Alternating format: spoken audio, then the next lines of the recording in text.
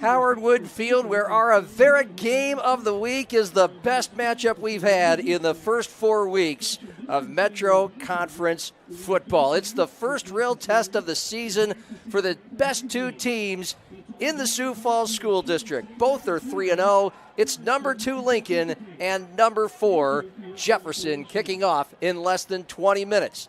And good evening. Welcome to our pregame show. John Gaskins along with Curtis Riggs and Peyton Riggs. We got them together for a night, father and son.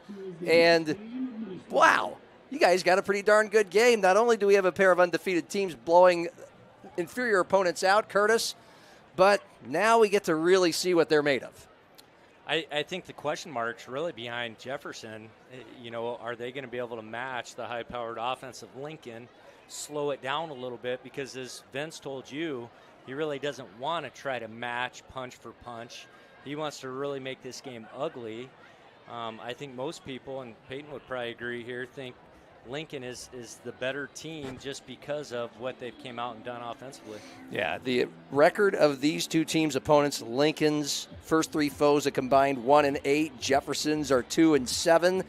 They both have really good offenses, but they do it in really different ways, Peyton. It feels like we got the tortoise and the hare. Jefferson's a little bit more the tortoise, and Lincoln's a little bit more the hare.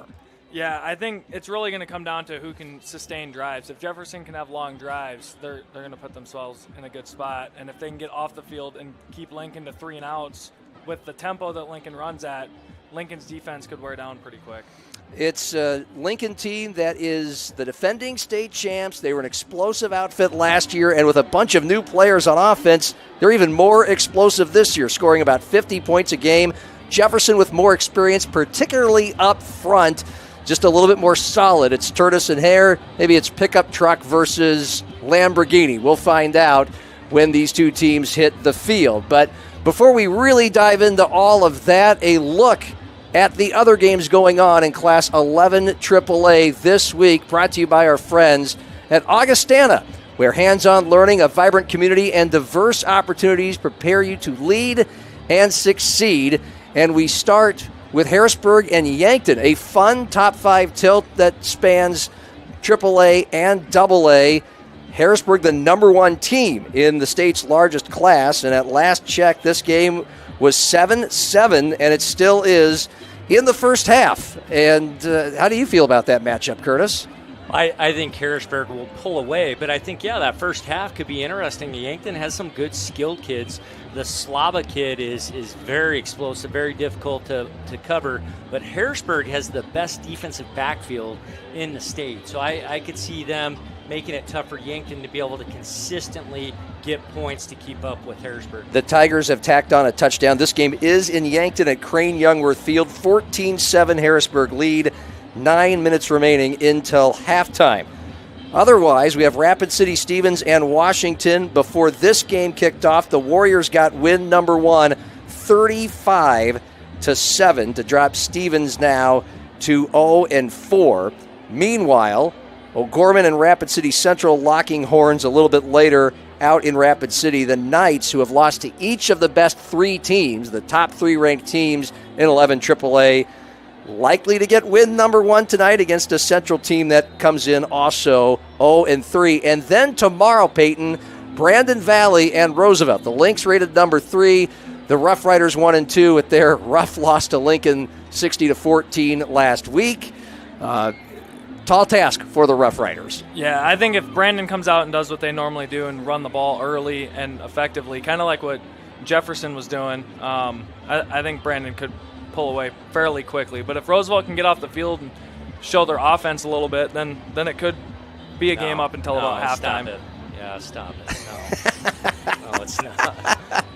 The thing that's most interesting looking at those, John, is the Rapid City Central Stevens game at the end of the season. Which team's going to win and get the pleasure of driving back to Sioux Falls for that first round victory against the number 1 seed? Hey, congratulations. It's an annual rite of passage. Well, real quickly, I mean, it might seem very elementary, but this has been the case for a long time. It feels like almost a decade now. both Rapid City schools are down. And, they are just kind of punching bags when they play the teams from the Metro. Why is that? Why is there such a large gap? Yeah, I think the buy-in factor is a huge thing. You also look at the facilities and the resources that the community of Sioux Falls has made available for the athletes here, and then the commitment of the coaches. I don't think people realize that when May hits and the school year ends, it's like a college campus for the athletes here. And Peyton coached at O'Gorman. He knows that it's 4 days a week. The kids are there for at least 4 hours. They're practicing, they're lifting, they're doing speed and agility training. It's almost a full-time job, and that's why I think they've pulled away compared to when I coached at Roosevelt. Yankton, Watertown, Rapid City Central, and Rapid City Stevens were all very competitive with the Sioux Falls schools. And to your point, we're looking at the 11 AAA football rankings brought to you by our friends at Touchmark at All Saints. And there you are, all 5 teams in the metro area. And all of them 3-0, the top 4, Harrisburg, Lincoln, Brandon Valley, and Jefferson. O'Gorman comes in at number 5. Now, they've lost to the 3 best teams. There's only 9 teams in AAA, and that's what we're looking at, is the number 5 ranked team is winless heading into week number 4. So that's your poll. We are going to sink our teeth a lot more into both of these teams tonight. The number 2 and 4 teams in the state, Lincoln and Jefferson. Our team profiles are next a little later on. Players to watch and keys to the game. Kickoff about 15 minutes away. The Patriots and the Cavaliers on a beautiful Friday night in Sioux Falls on the simulcast. Fox Sports 98.1, Metrosports.tv, Outlaw Channel 13.2, and DakotaNewsNow.com.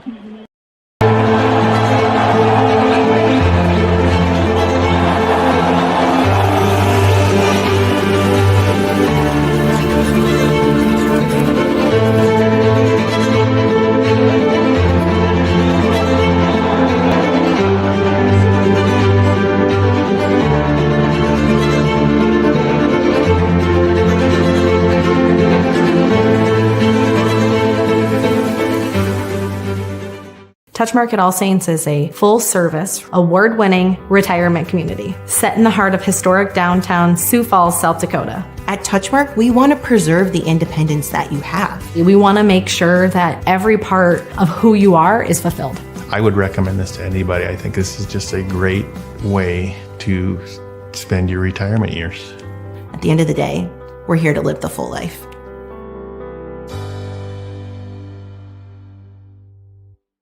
Starting the First Bank in South Dakota was the easy part, earning the confidence of local farmers, helping families account for their dreams, and securing the future for countless businesses took us a little longer. We owe it to the hard workers, big dreamers, and forward thinkers out there. Thank you for making South Dakota a great place to call home.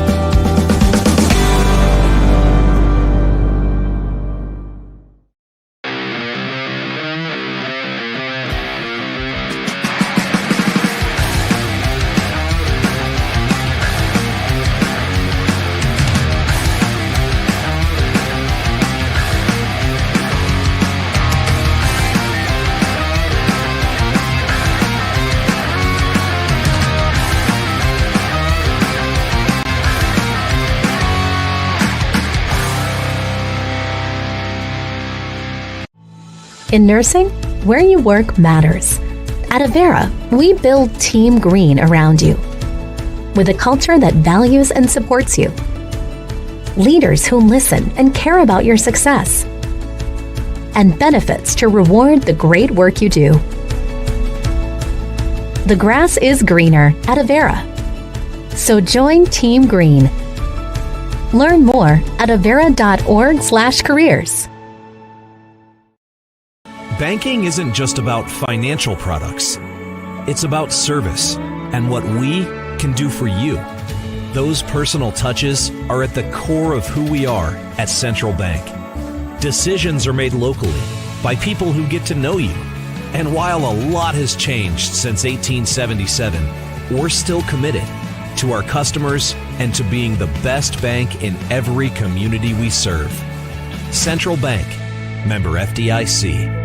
Experience it all Follow your academic and career goals and your love for the arts, music, and competition that thrills you. Learn from award-winning faculty and in classes where you are more than a number. Build lifelong friendships at game day experiences and in student organizations for all interests. At Augustana, you don't have to choose. Live and learn in the heart of South Dakota's largest city, where job opportunities, networks of professionals, and a hometown feel await you. Find your bold at Augustana University. Dakota News Now at 9 on Fox Sioux Falls. Your first and only local news in prime time. 1 hour to focus on the headlines of the day, plus breaking news as it happens. 1 hour to provide in-depth coverage of the biggest stories, alerting you first to what impacts you and your family's safety. 1 hour to give you a more detailed look at your first alert forecast, updating you every 5 minutes so you can prepare for tomorrow's forecast tonight. Dakota News Now at 9 on Fox Sioux Falls. Your first alert.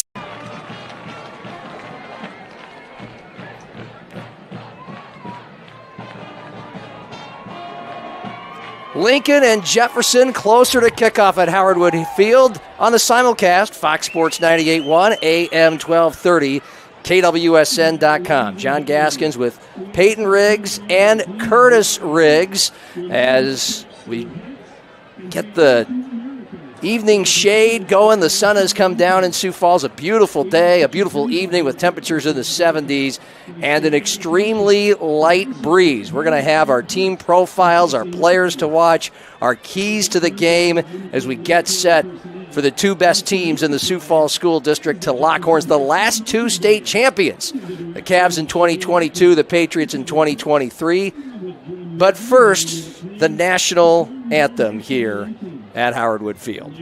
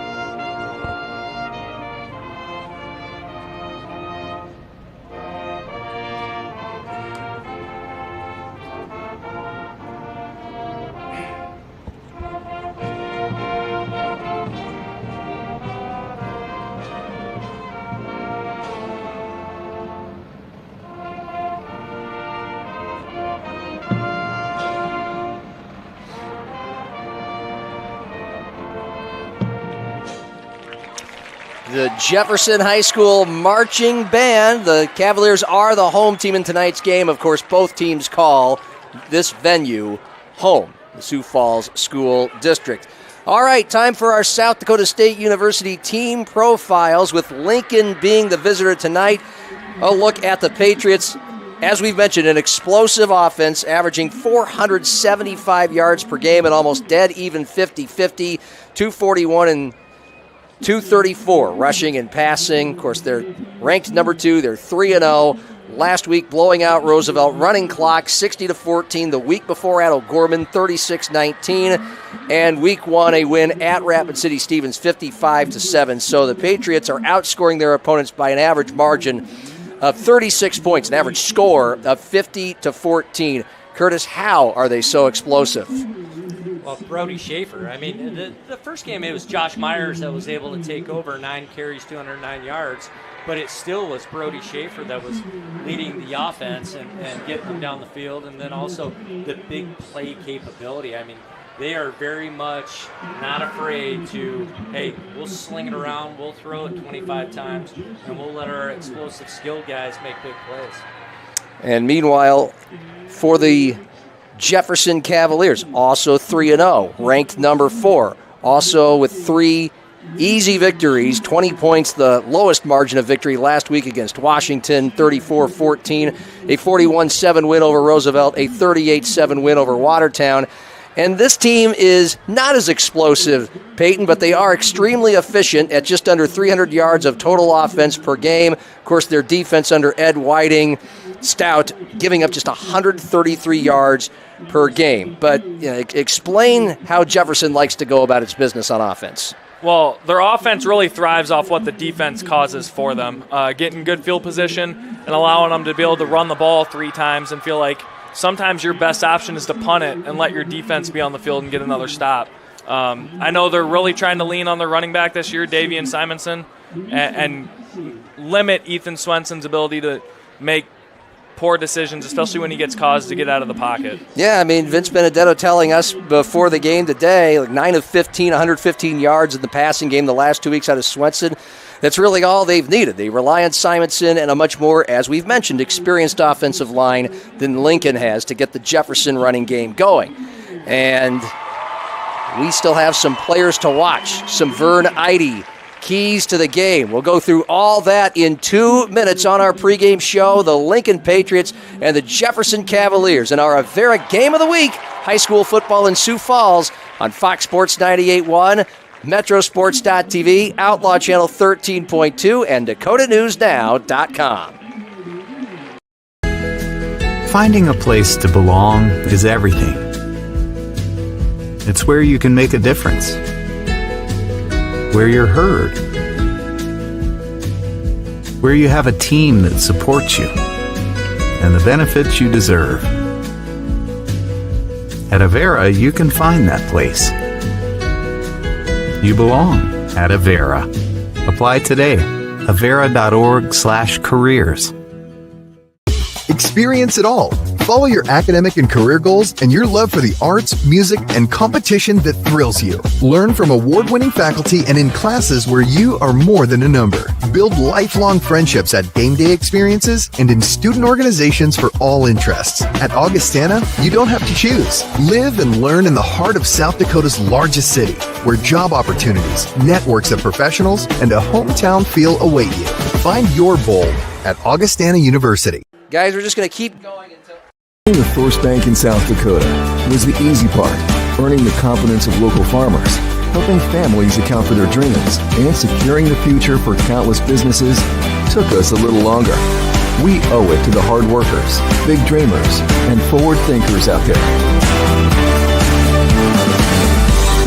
Thank you for making South Dakota a great place to call home.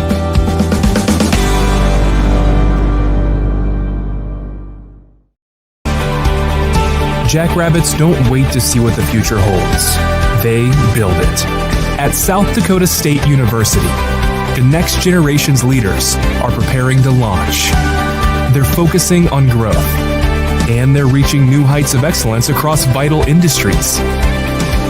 SDSU is building something greater for South Dakota and the world.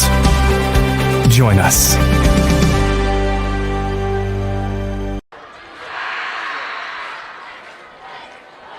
Captains on the field, about ready to go do the coin toss here. Lincoln and Jefferson as Howard Wood Field continues to fill up. A few thousand on hand.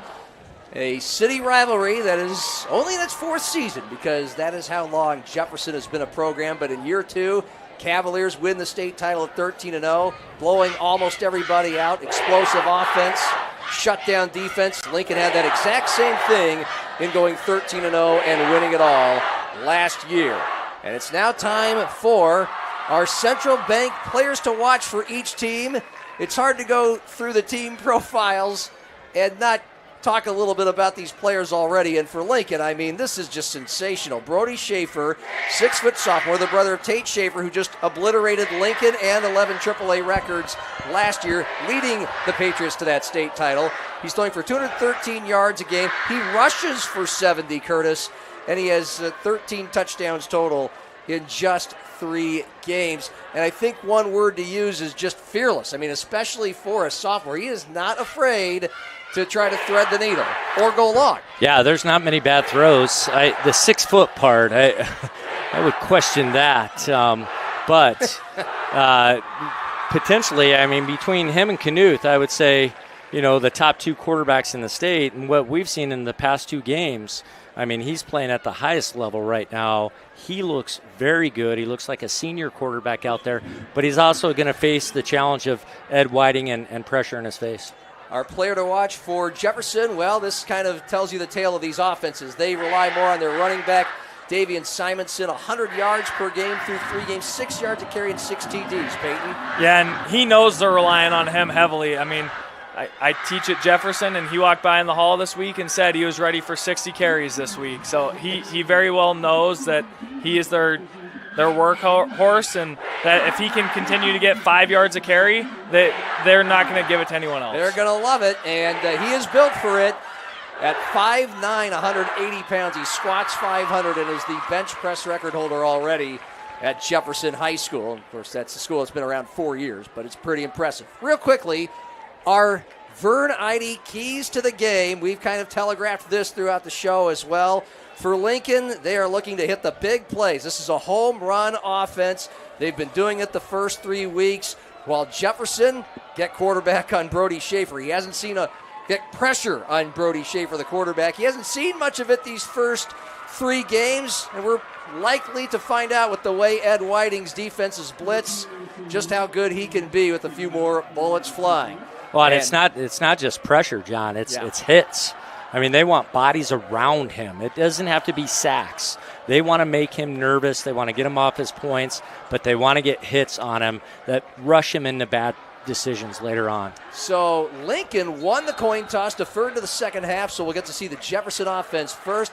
Patriots in their white jerseys and pants, red numerals, white helmets. Jefferson, forest green jerseys, white pants with forest green trim, the white numerals, and the golden domes. Edison Knoll kicking it off for Lincoln.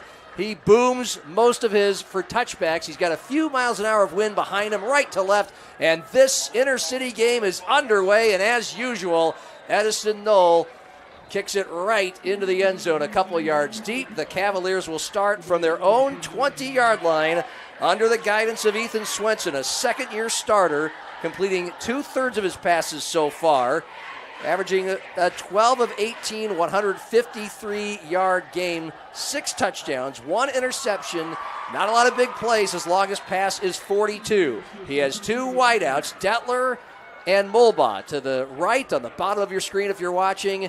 The Cavaliers are moving left to right, and Davian Simonson, that tailback we just talked about, is just off to Swenson's right. 5 down lineman for Lincoln. A handoff to Simonson off left guard, and he just drags the pile 3 or 4 yards. This is exactly what Vince Benedetto, the head coach who calls the plays for Jefferson, he wants to do. About 3 yards straight ahead to the 23.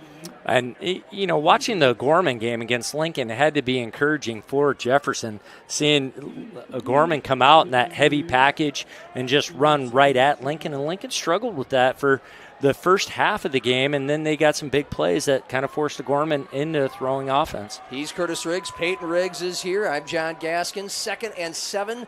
Jefferson their own 23. Handoff right guard, and this time Simonson tripped up. Body came right at him as he was able to stretch maybe a yard to the 4. Nope, they mark it back at the 3. So the Lincoln front 7 converges to bring up 3rd and 7. Well, and you saw Edward Whiting come across there to get that sift block on the DN and just ran right by him. And that's the guy that ends up making the tackle in the backfield. Edward Whiting is a defensive end. He's the son of defensive coordinator Ed Whiting. And so 3rd and 7, first drive of the game, just a minute in. Jefferson on its own 23. The Cavaliers on 3rd downs this year, converting 53% of the time. It's a sling to the right side. It's caught. Damaris Fields catches it in the backfield and then just tunnels his way down the numbers 30 until he stretches to the 36. Between the numbers and the boundary, first catch of the year for a cornerback. Peyton, you said it last week. He's too good to not be involved in the offense. Yeah, and they did a really good job there of using the motion to recognize it was man coverage, and then the receivers blocking, recognizing they can block the guy chasing him across because the guy covering him is also going to follow him in there, and it gave him room to get a first down. A 12-yard gain. Cavs set up now in the near hash at their own 35. Opening drive, left to right, 2 wide and a wing to the right. It's a handoff to Fields, and he just goes off left tackle, breaks a tackle, breaks another tackle across the 40, and then all the way to the 44. Simonson just keeps moving those legs for an 8-yard gain to bring up a 2nd and short. Well, and he's got a great lean. He keeps the legs driving. He's able to run through all the arm tackles. You see that Lincoln's going to really have to gang tackle to bring him down tonight. Jefferson's been huddling. They didn't before this play. They didn't exactly hurry it up. 2nd and 2 from their own 43. Far hash, left to right. Lincoln showing blitz, and one of their linebackers who crept a little too far. First penalty of the game goes to the Patriots. Griffin Keller, this is their best tackler, their leading tackler coming into the season, slowed by a shoulder injury, did not play last week, and the 5-yard offsides gives Jefferson an automatic first down near midfield. And it's really a dead giveaway they were going to go hard count because they never go up-tempo. They rush to the line knowing they're probably going to go hard count and then check to the sideline to get the play, and they draw Lincoln offsides. So it is first down. Cavaliers, 6th play of this opening drive, almost 3 minutes in, against this Lincoln defense showing a 5-man front. Swenson from the pistol, 2 wide right, a wing in front of him to the right, Simonson behind him, fake to him, throw left, and a mistimed route. Mulbaugh was on the far sideline at the first down stick at the Lincoln 42 in single coverage. The ball went whizzing to his left as he was running right, Curtis. Yeah, and Mulbaugh was open. I mean, they had a really good window to throw to.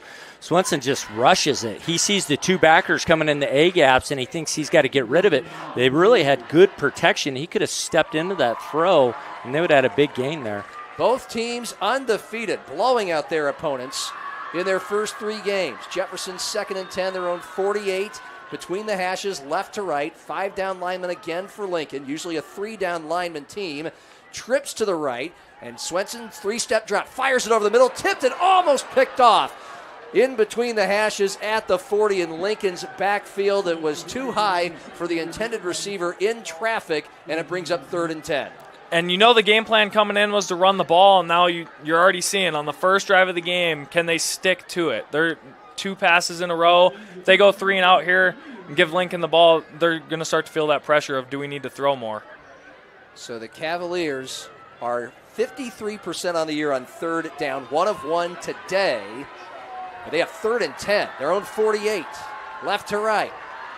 2 wide left, now one of them in motion, left to right, 4 wide right. That's where Swenson looks as he drops, throws laterally, caught by Fields too high. Fields falls over at the 49 on the near numbers, a 1-yard gain. In coverage was Connor Gray, and the Cavaliers will have to punt. Curtis, he's 5'8", it's a little high, and he fell down. Well, and it's not going to get you anywhere either. I mean, you gotta give yourself a chance to at least get intermediate and then gain some yards. But throwing at the line of scrimmage is going to be tough to get you any positive yards there. So the Cavs get a couple first downs, one of them via penalty, but they have to punt. The line of scrimmage, their own 48, and their punter Wolmuth back at the 37. This boot into a breeze is high. It's short. The Patriots let it go. Lands on the hashes at the 22 and rolls to between the hashes at the 16. So that's a 36-yard punt, no return, and this stick of dynamite that is the Lincoln offense about ready to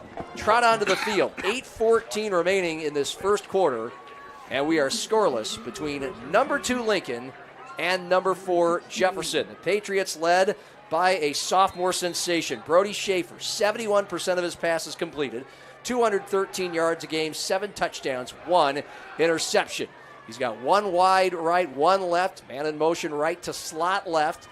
Shotgun, takes it, rolls right, looking right, throwing over the middle, caught by Mikey Roach, the junior at the 25. He gets past 1 tackler toward the boundary at the 30, and then he is forced out at the 33. A 17-yard gain on a running dart from Schaefer to Roach. And the one thing you're going to see a lot from Brody Schaefer is his ability to escape the pocket. You don't see him step up in the pocket very often, but him to get outside and see his receivers that way is one of his strengths. Lincoln 1st and 10, their own 32. Right to left, toss pitch right side, short side of the field. That's where Josh Myers goes. He cuts left, past some Cavaliers at the midfield, trying to race by them at the 40 and chased all the way out at just inside the 35-yard line. Marked down at the 33. That is a 35-yard run. Josh Myers had 201 yards in week 1 at Rapid City Stevens. on 9 carries. Now that's the Raider defense, right? He's been quiet the last 2 weeks. That's his longest run since week 1, and now Lincoln in Jefferson territory at their 33. Right to left, man in motion again, right to left, 3 wide left. Here comes pressure. Schaefer throws, wide open. Roach can't make the diving catch. On the numbers at the goal line, he was wide open. The throw a little too strong. 2nd and 10 for Lincoln. Well, and to save Jefferson there, it was the pressure in Schaefer's face that just wasn't he wasn't able to get his feet moving at his target. He just kind of threw it out there hoping Roach could go get it. 2nd and 10, Lincoln, their own 33. Twins to the far right side of the boundary. 1 wide right, handoff up the middle, tailback across the 30. Quickly taken down at about the 29 for a short gain, but still a nice gain of about 4 yards.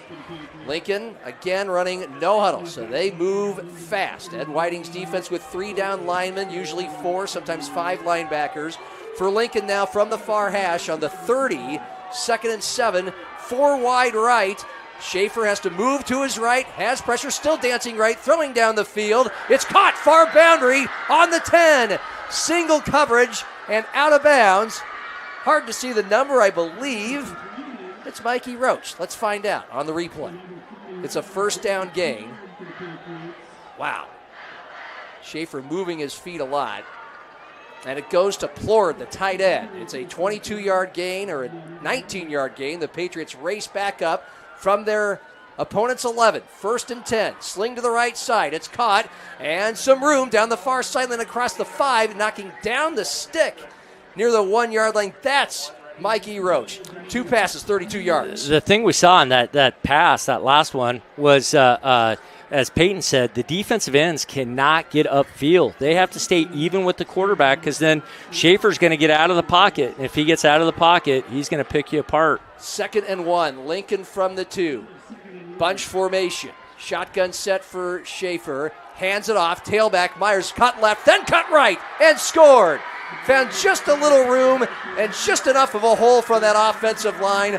Lincoln drawing first blood on an 84-yard drive to start this game.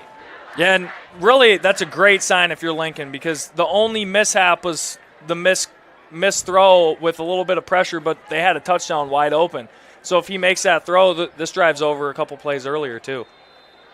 Josh Myers with a 35-yard run to get into Cavs territory, finishes it off with his 4th touchdown of the year.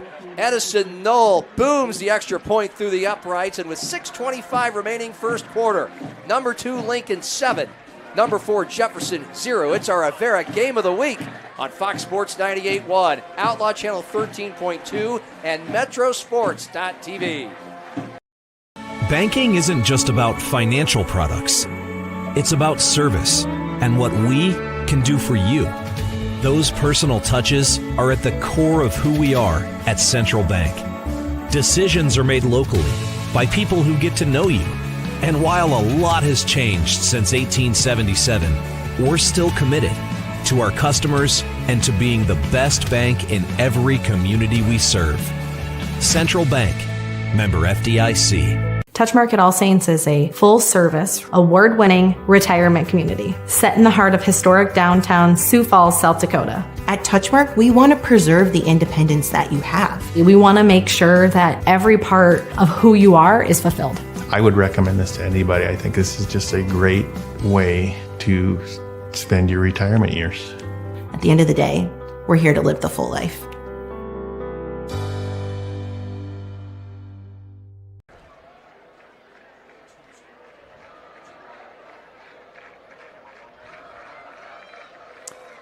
Lincoln Patriots get on the board first after the Cavaliers had the punt. Lincoln goes 84 yards at Josh Myers.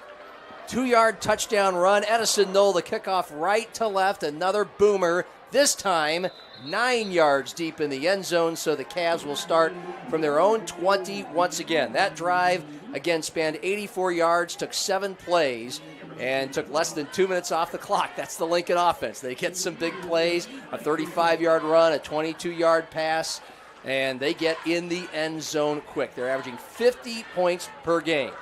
Jefferson now setting up shop. They're averaging 34 points per contest. They do things a lot more slowly, a lot more methodically.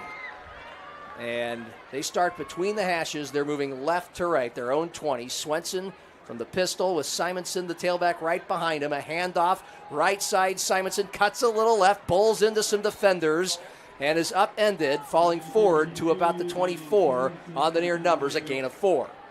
Yeah, they're just going to try to fall right back into their game plan, and it's going to be, 4 or 5 yards and continue to try to pick what are the key times to throw a pass. Simonson with 290 yards on the season coming into the game. A do-it-all back. We've mentioned the strength, a 500-pound squatter. 2nd and 6, Jefferson, their own 24. They have 2 wide left, open field short side right, and it's a couple of fakes. That's a jet sweep. Mulbaugh has speed around the left corner, but he's tripped up across the 30 to the 32.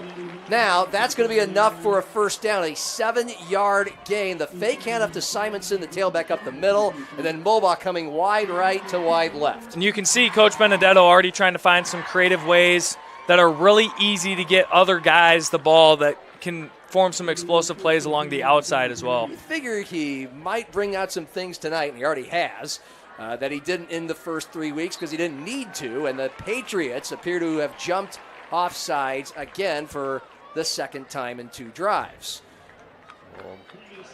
Yep, it is an offside, so from 1st and 10, it'll be now 1st and 5. But Mulbaugh's a wide receiver with a lot of speed, and then you had Damaris Fields, another speedy player who was utilized for the first time on offense, normally a cornerback, on the last drive. In fact, twice the ball was thrown to Fields. So it's 1st and 5, Jefferson, their own 38, far hash, left to right, open field short side left, and now 3 to the wide right. And a Patriot, once again, this time the nose guard jumps off sides.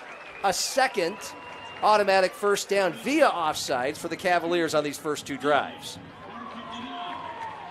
I mean, what can we say? What's going on? What's in the water? I mean, just aggressive play. Yeah. Aggressive play, lack of discipline, and when you get a team that runs the ball, especially zone-style running, you want to penetrate those gaps. And to be able to do that, you got to be able to shoot in there quicker than the offensive lineman can move. Fresh set of downs for the Cavaliers, their own 43. Far hash, left to right. Swenson, a little hard count, looks back at the sidelines. 3 wide right, open field left. Simonson right behind him. 3 down lineman for Lincoln. Handoff, Simonson. Boy, he crashed right up the middle, but he was quickly tackled. It looked like he was going to speed ahead for 5 or 10, but I believe it was defensive end Luke Kremkes who stopped him for about a 3-yard gain at the 46. Well, it looked like they had really good push up front, but then when those 2 linebackers filled, they only had 1 guy to block both of them, and the other one ends up making the tackle. So a really good push up front only results in a 3-yard gain. 2nd and 7, Jefferson down 7-zip, 4:10 and ticking first quarter. Again, far side left to right, handoff Simonson, trying to get off left guard, and he is upended by a defensive end again. He went offsides just a second ago, but Kishmar Eberline making the tackle, and we have a whistle and a stoppage of play. That ball got to the 48. It's going to be about 3rd and 5. A Cavalier injured at the 45-yard line of Lincoln in the middle of the field. And immediately flanked by the trainer. So we're not sure who it is, or maybe you guys saw Yeah, it. it's Mulbaugh. That's the player down right now. Yeah. So we will take a 1-minute timeout. Lincoln 7, Jefferson zip, 3:57 remaining first quarter from Howard Wood Field on Fox Sports 98.1, Outlaw Channel 13.2, and DakotaNewsNow.com. In nursing, where you work matters.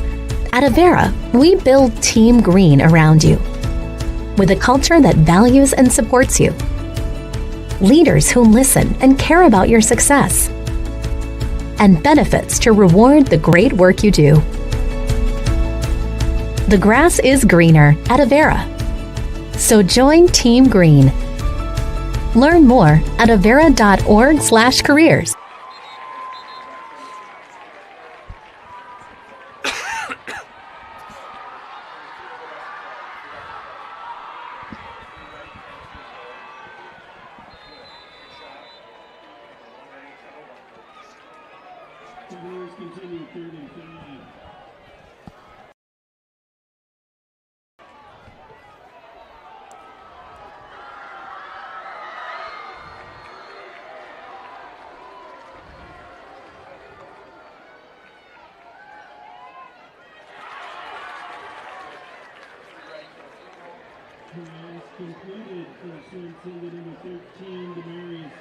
Out of the injury timeout, Eddie Mulbaugh from Jefferson had to be aided off the field, unable to walk on one of his legs by a pair of trainers.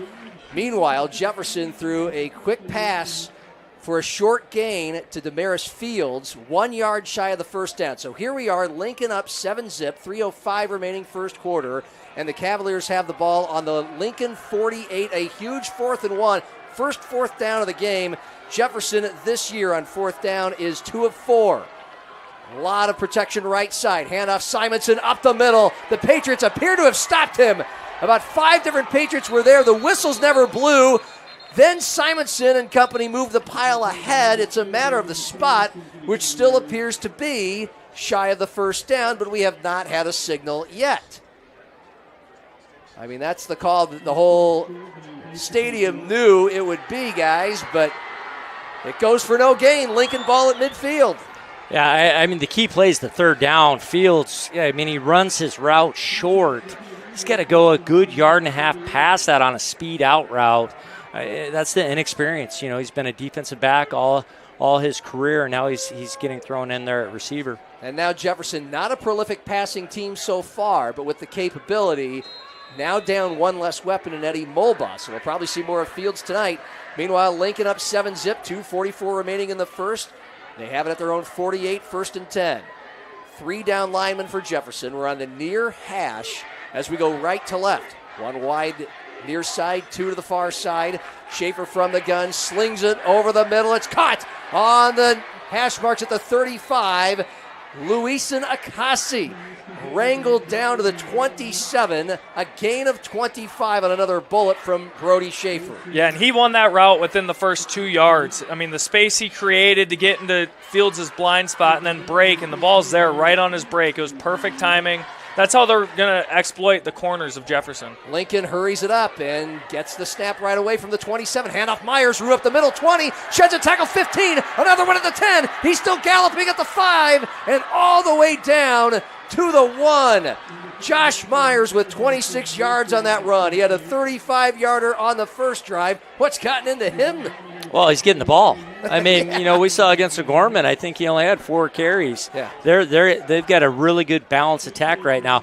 Going back to that throw, though, that Peyton was talking about, that was a college-level throw. I mean, he put that on the spot before the receiver even made his break. Lincoln 1st and goal from the 2 between the hashes, handoff. Myers sidestepping right, then cutting left. He had a defender staying with him the whole time, and he is short by about a yard. So he had 2 to go, and he got 1. Myers, the last 2 weeks, 22 carries, 58 yards. Lincoln's top 2 running backs the last 2 weeks, averaging just 3 yards a carry and less than 100 yards combined. They've been doing a lot of their work by air.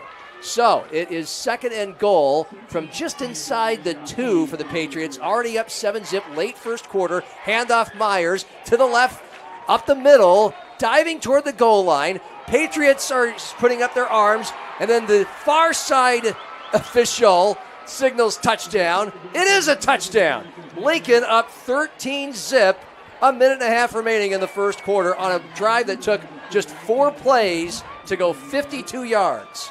And you're really seeing Myers' patience in the backfield. I mean, there was really nowhere to go when he gets the ball, and then he just kind of bounces around, sees the gap, and then explodes through and gets the ball across the goal line.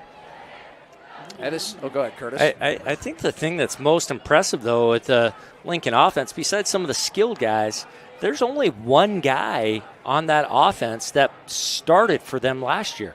I mean, only one. I mean, they replaced all the linemen, all the skilled guys. Mikey, he's the only one that started last year, and he was the number 3 receiver on that offense, too. So, well, the linemen, a reason given why they're not trying to run between the tackles with their running backs a lot, but they're doing just fine with it tonight. And some confusion. Oh, okay. Oh! They look on their smartwatches at the replay. I guess so. I didn't know we had replay in high school football, do we? No, it's one guy saying, hey, I got him stopped. One guy saying he scored. A reversal of that decision. So Lincoln now has 3rd and goal from the 1. They have a gorilla set up there, and now Jared Fredenberg, I believe it's Fredenberg, the head coach, is still talking. He's on the field at the 20-yard line. Lincoln's on the far side tonight, and he's still having a word with the referee.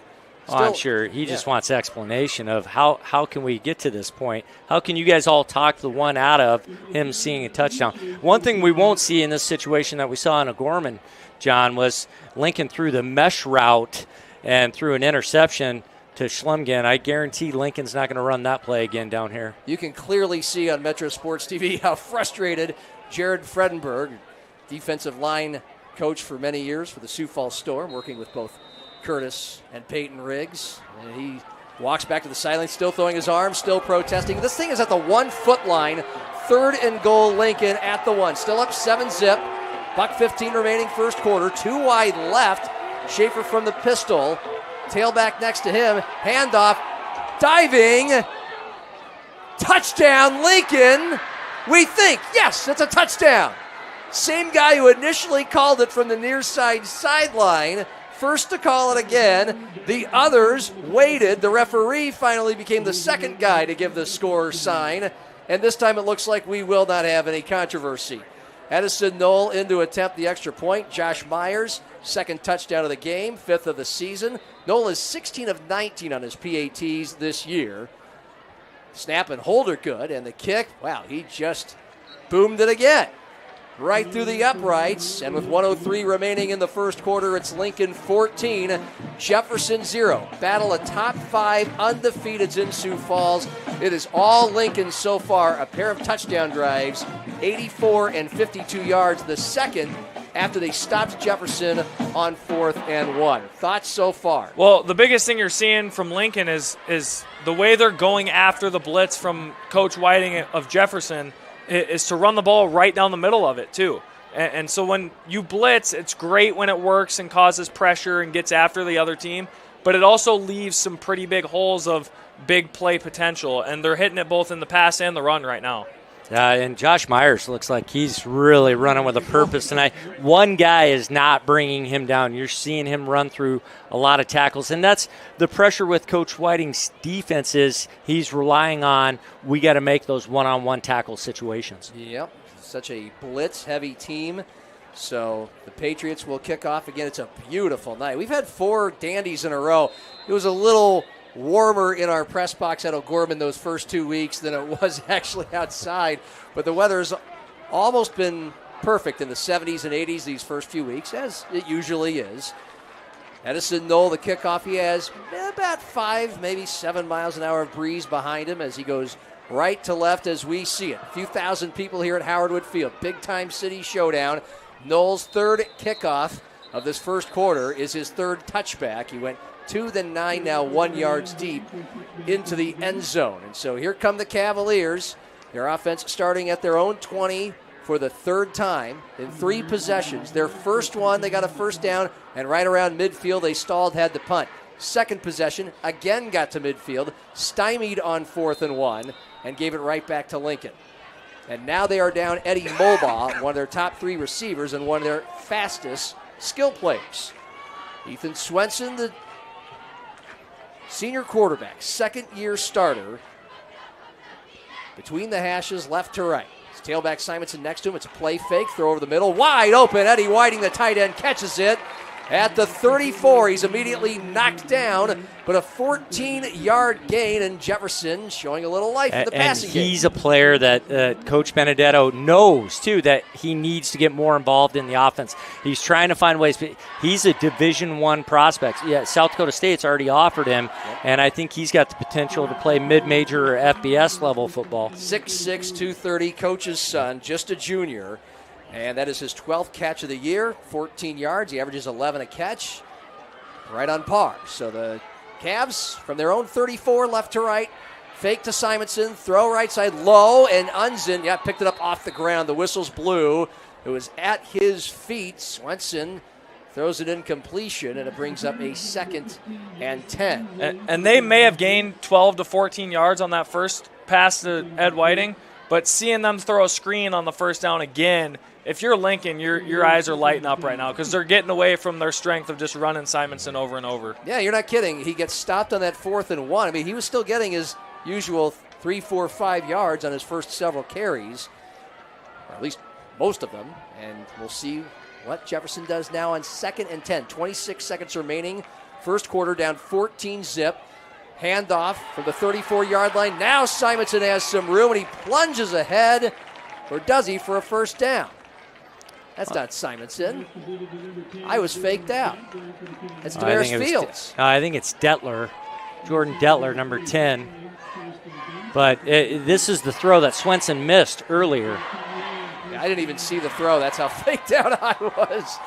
So it's a quick throw over the middle, short gain. First down to the 45, an 11-yard gain, and that is the end of the first quarter. Third straight drive, Jefferson is near midfield, but so far nothing to show for it. Lincoln up 14-zip in these battle of undefeateds. Second quarter, 1 minute away on Fox Sports 98.1, Outlaw Channel 13.2, and Metrosports.tv.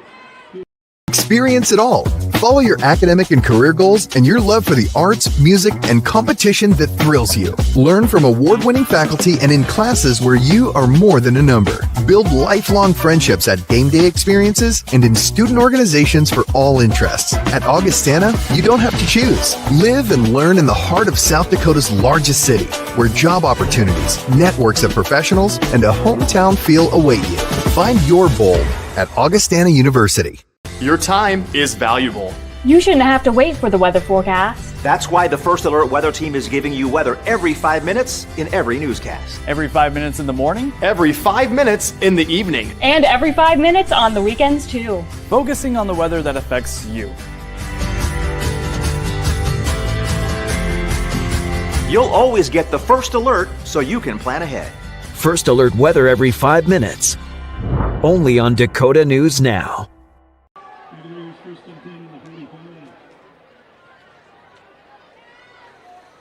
First play, second quarter, and the Cavaliers, for the first time in a while, go back to their running back, Davian Simonson, who has literally carried the way for their first 3 games. A 3-yard gain up the middle to the 47-yard line, still in Jefferson territory. The Patriots up 14-zip. As we start the second quarter, John Gaskins with Curtis Riggs and Peyton Riggs. Lincoln has scored on each of its 2 drives, 136 yards of offense. And Jefferson now 2nd and 7, their own 48. 3 wide right, open field short side left. Swenson, after a hard count, looks back for a play call from the head coach Vince Benedetto. 4 down linemen for Lincoln. Finally, Swenson takes a chest high step, hands it off Simonson. Room right, cuts left, first down and more, all the way to the 40. It took a defensive back to get to him. A big gain for Simonson, back-to-back right up the middle to the tailback first down Cavs in Lincoln territory. Yeah, and you saw Lincoln didn't fall for the hard count this time, but then Jefferson also has an answer to that, too, of getting the play they want in and getting Simonson around the edge this time instead of trying to run him right up the middle. 13-yard run, and now the Cavs at the Lincoln 39 between the hashes, right to left on first down. 3 wide right again, and an open field left. This ball is in between the hashes. 4 down linemen for Lincoln. Swenson waiting till 5 seconds on the play clock. Fake handoff, throw right, short, caught 43 on the far numbers. Cutting right, 30, 25. There's room for Unzen, and the sophomore is wrestled out of bounds on the far sideline at the 16. A gain of 23. Jace Unzen, a 90-yard kickoff return to open the game last week, showing his speed. Yeah, and the same thing, that screen pass, they come back to it. Swenson makes the completion this time, you see, for a big gain. They need that. They need that to be an extension of their run game.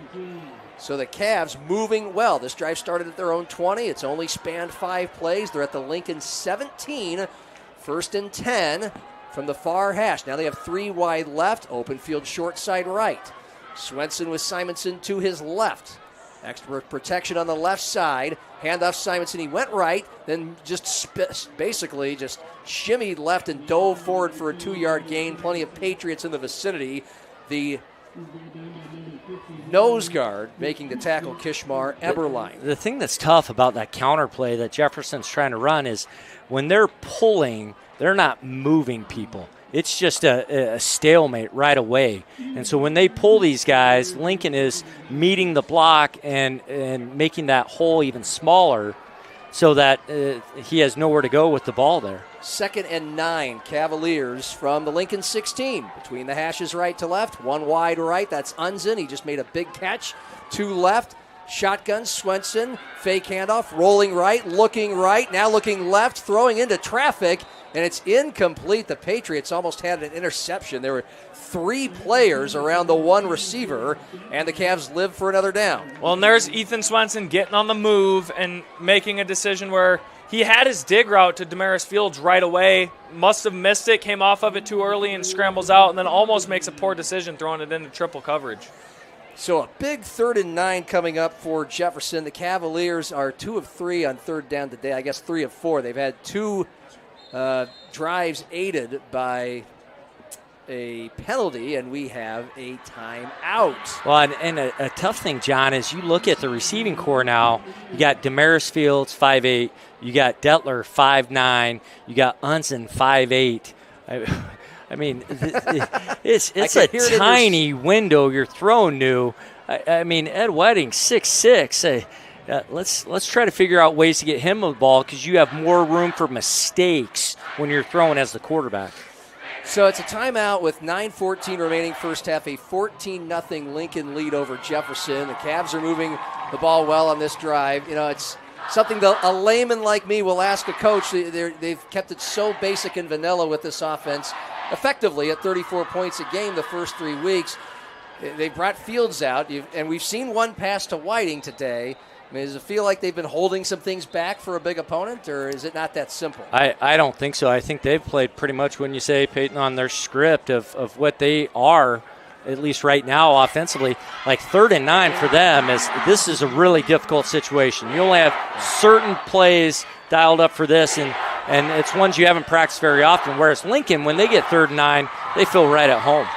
Now they're 3 of 4 on 3rd down today, 53% on the year, 8 of 12 last week against Washington. Out of the timeout, 9:14 remaining, second quarter. Number 2 Lincoln leading number 4 Jefferson, 14-zip. Cavs 3rd and 9, the Lincoln 16. Far hash, right to left. Fields in motion right, 4 receivers left, and then Fields catches at 15, angling 10 of the numbers, trying to escape traffic, and finally wrapped up. It takes 3 different Patriots to take down the 5'8" Damaris Fields. Restaurant-style dining. We have a health and fitness club. Wonderful life enrichment activities. We have wonderful team members who are here to be your support systems and your friends. Health services care team members who will help you in any level of care, assisted living, and then 2 levels of memory care and early memory care support. All of those things are at your fingertips when you're here at All Saints. Banking isn't just about financial products. It's about service and what we can do for you. Those personal touches are at the core of who we are at Central Bank. Decisions are barely texted me 5 times. Tell him to get a radio, go on his pad.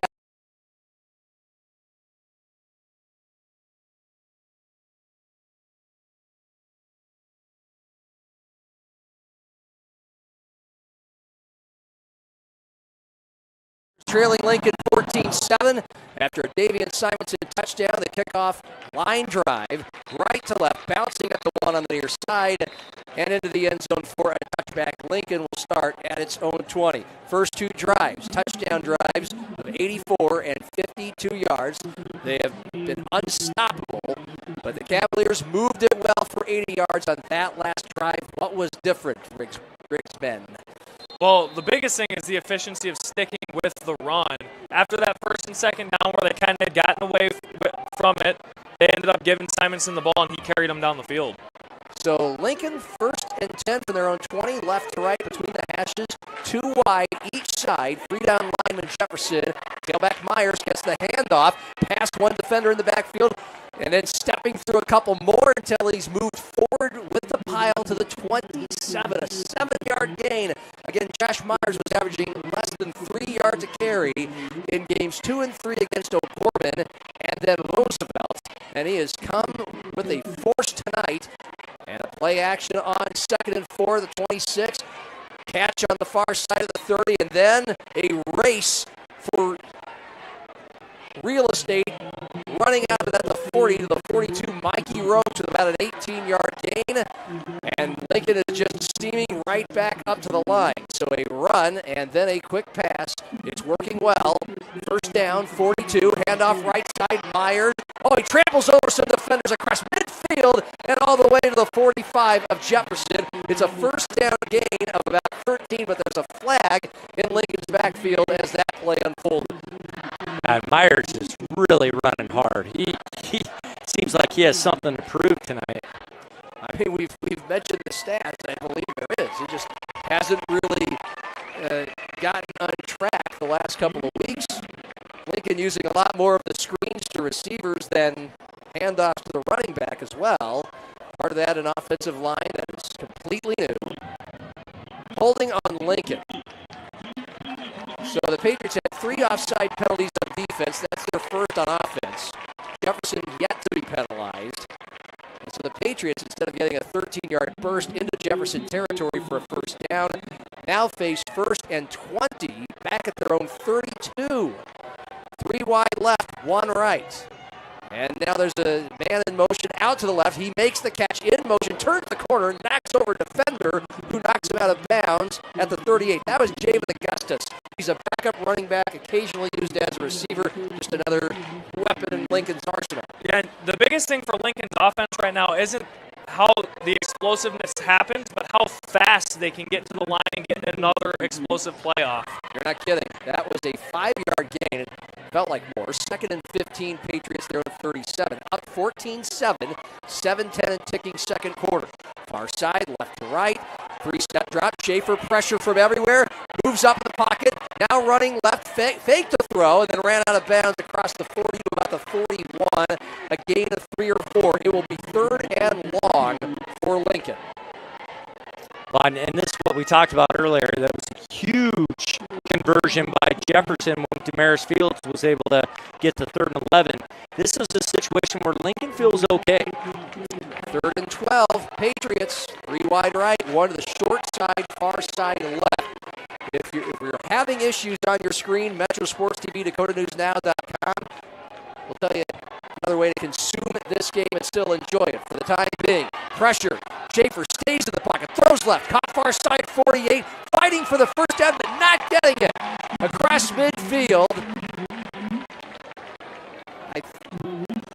Who is it? It's Akasi? It's hard to see that number. It's Lewis and Akasi, 2 yards shy of the first down.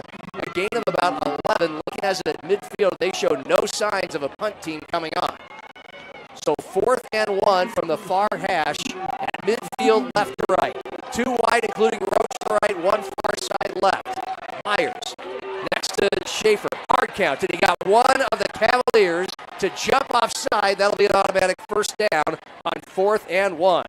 I know you love the hard count. I mean, it's like in basketball when a guy uses the pump fake. It's such an easy thing to do that coaches just forget to do it at times, and especially with an aggressive defense like Jefferson, you're bound to get them to jump off sides every once in a while. That was one of their linemen. So the Patriots now in Jefferson territory, up 14-7 mid-second quarter. 1st and 10 at the 45, left to right, man in motion, left to right. Myers fumbled the handoff, but kept it, corralled it, and then just kind of diagonaled forward to the 42 on the far numbers for a gain of about 3. So if you're watching on Metro Sports TV or DakotaNewsNow.com, you can also watch this game on Outlaw Channel 13.2 on regular television.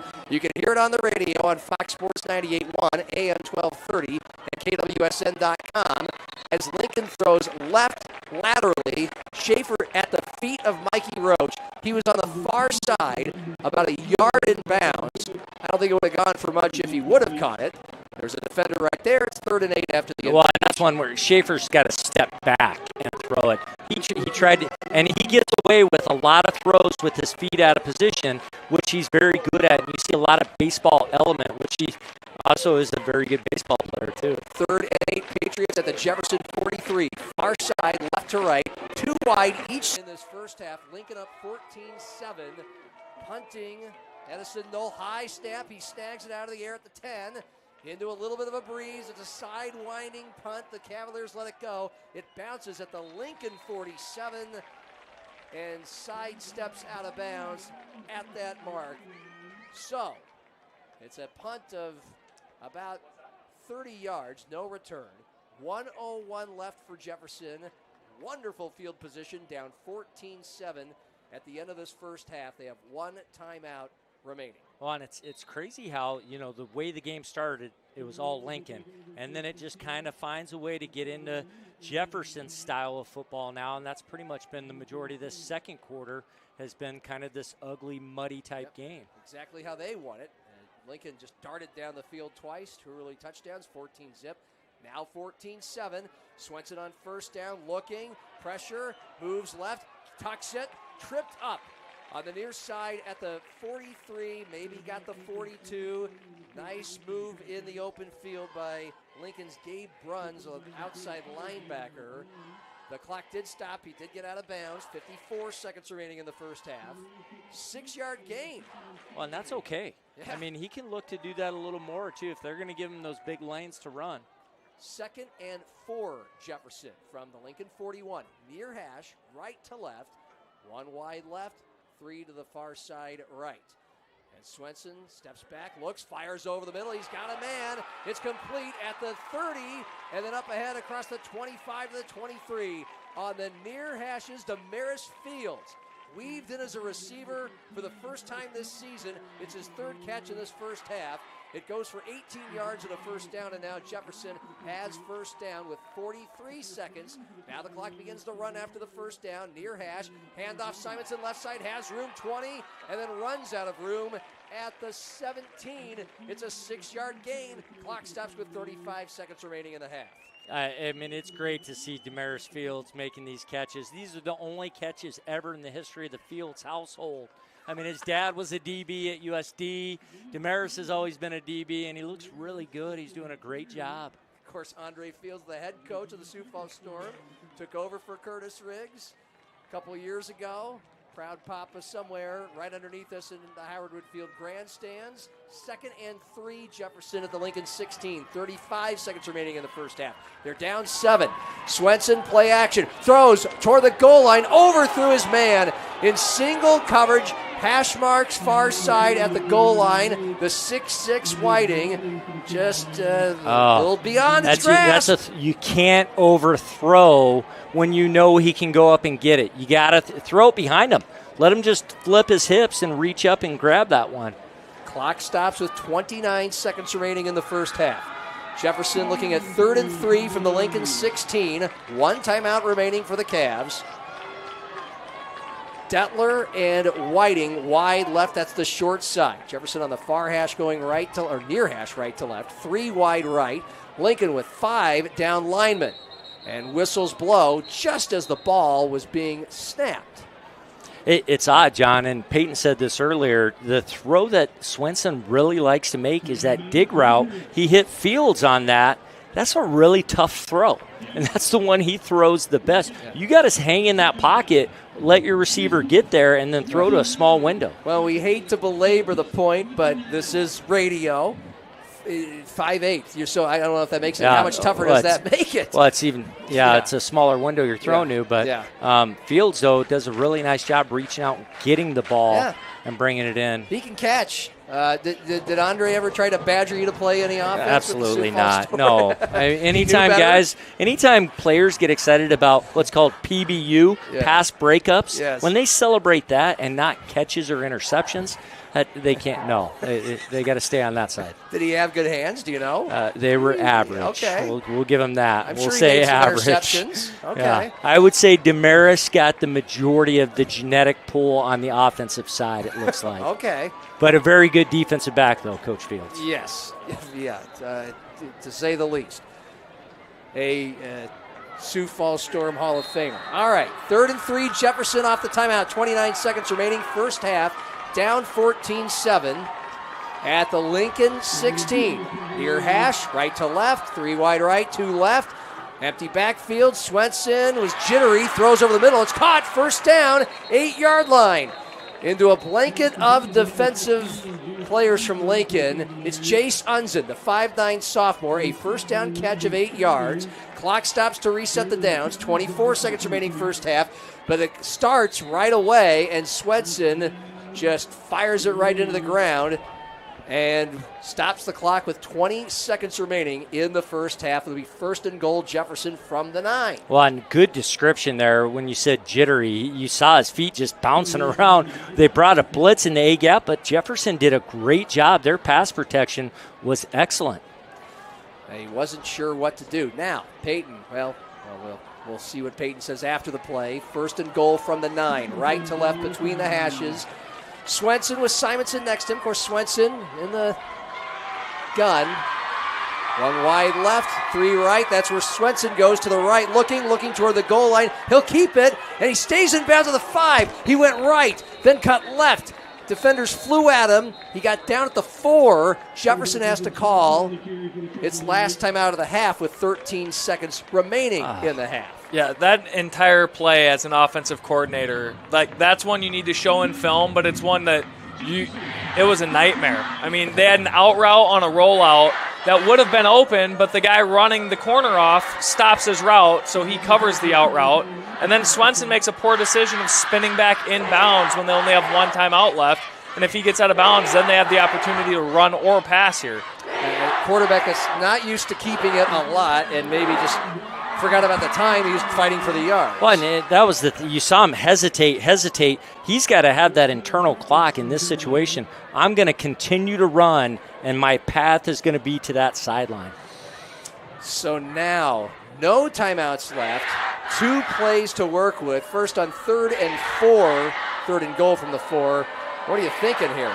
Well, I'm trying to get the ball out to Simonson, probably on a swing pass out in space where he has the opportunity to get out of bounds, but also maybe break a tackle against a DB and score. Yeah, I mean, I would love a shift, flopping the formation and get Whiting one-on-one against a defensive back where I can throw it up to him, and then if he doesn't get it, we can come in and kick field goal. Kenan Amon has not attempted he's attempted 1 field goal, made it from 33 if Jefferson doesn't get a first down.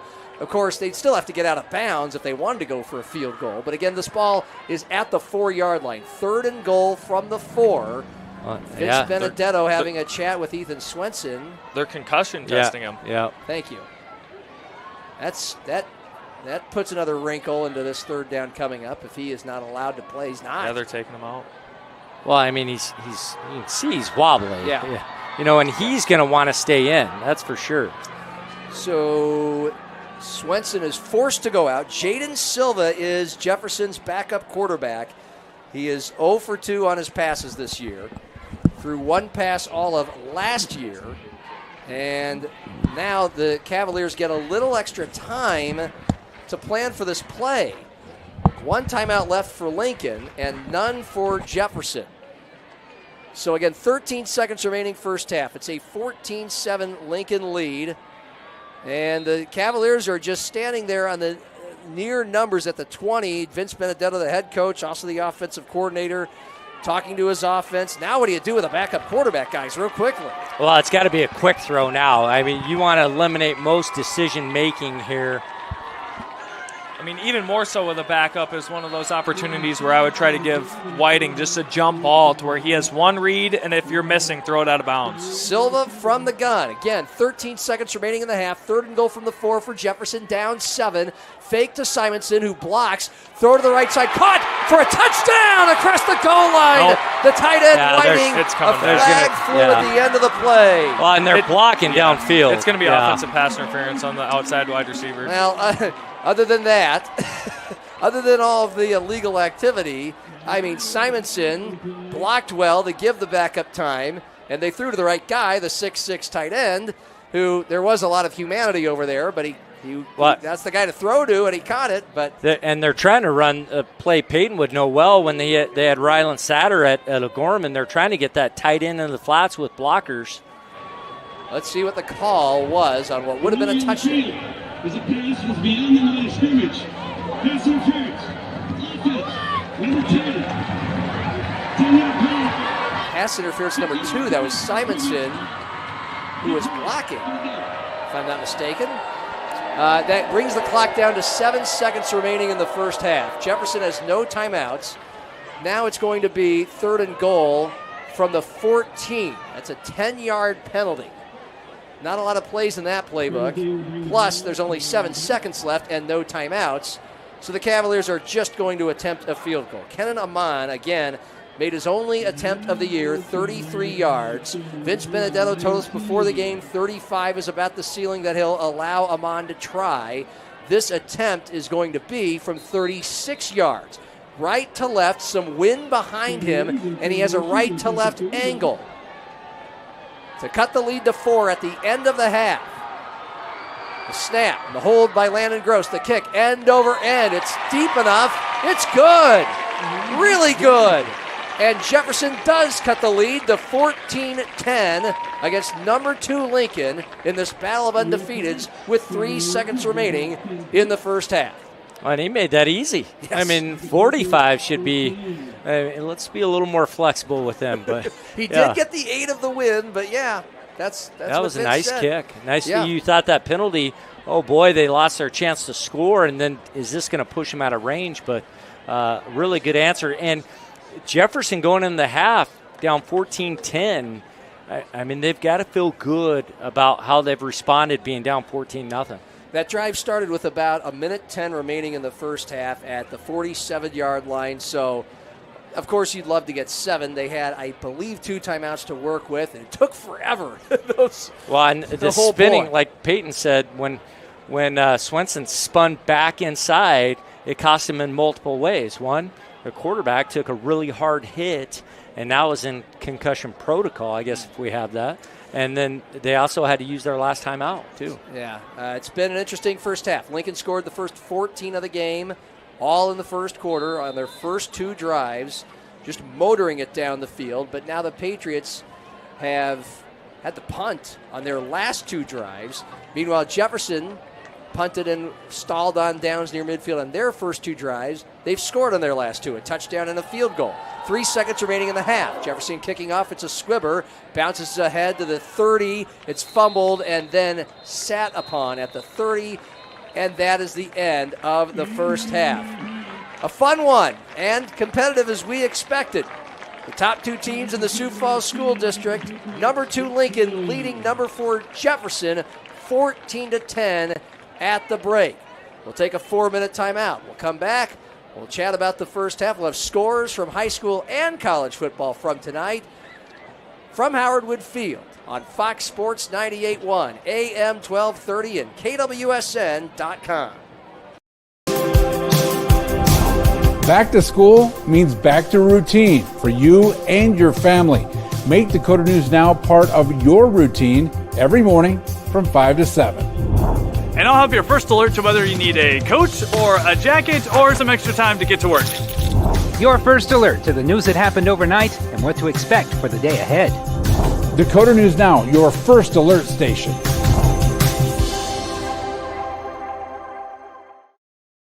Banking isn't just about financial products. It's about service and what we can do for you. Those personal touches are at the core of who we are at Central Bank. Decisions are made locally by people who get to know you. And while a lot has changed since 1877, we're still committed to our customers and to being the best bank in every community we serve. Central Bank, member FDIC. Jackrabbits don't wait to see what the future holds. They build it. At South Dakota State University, the next generation's leaders are preparing to launch. They're focusing on growth, and they're reaching new heights of excellence across vital industries. SDSU is building something greater for South Dakota and the world. Join us. Josh and Emily are visiting Emily's parents this weekend, where Josh will propose. He's nervous, but not about the ring. Well done, Josh. Well done. Chase is proposing to Ashley at the resort where they first met. Ashley was vacationing with friends, but Chase ended up being her best friend of all, plus some. Every diamond tells a story, but there's no story like yours. And there's no diamond like a Greenberg's diamond. Greenberg's Jewelers, a cut above the rest. In nursing, where you work matters. At Avera, we build Team Green around you. with a culture that values and supports you. Leaders who listen and care about your success. And benefits to reward the great work you do. The grass is greener at Avera. So join Team Green. Learn more at avera.org/careers.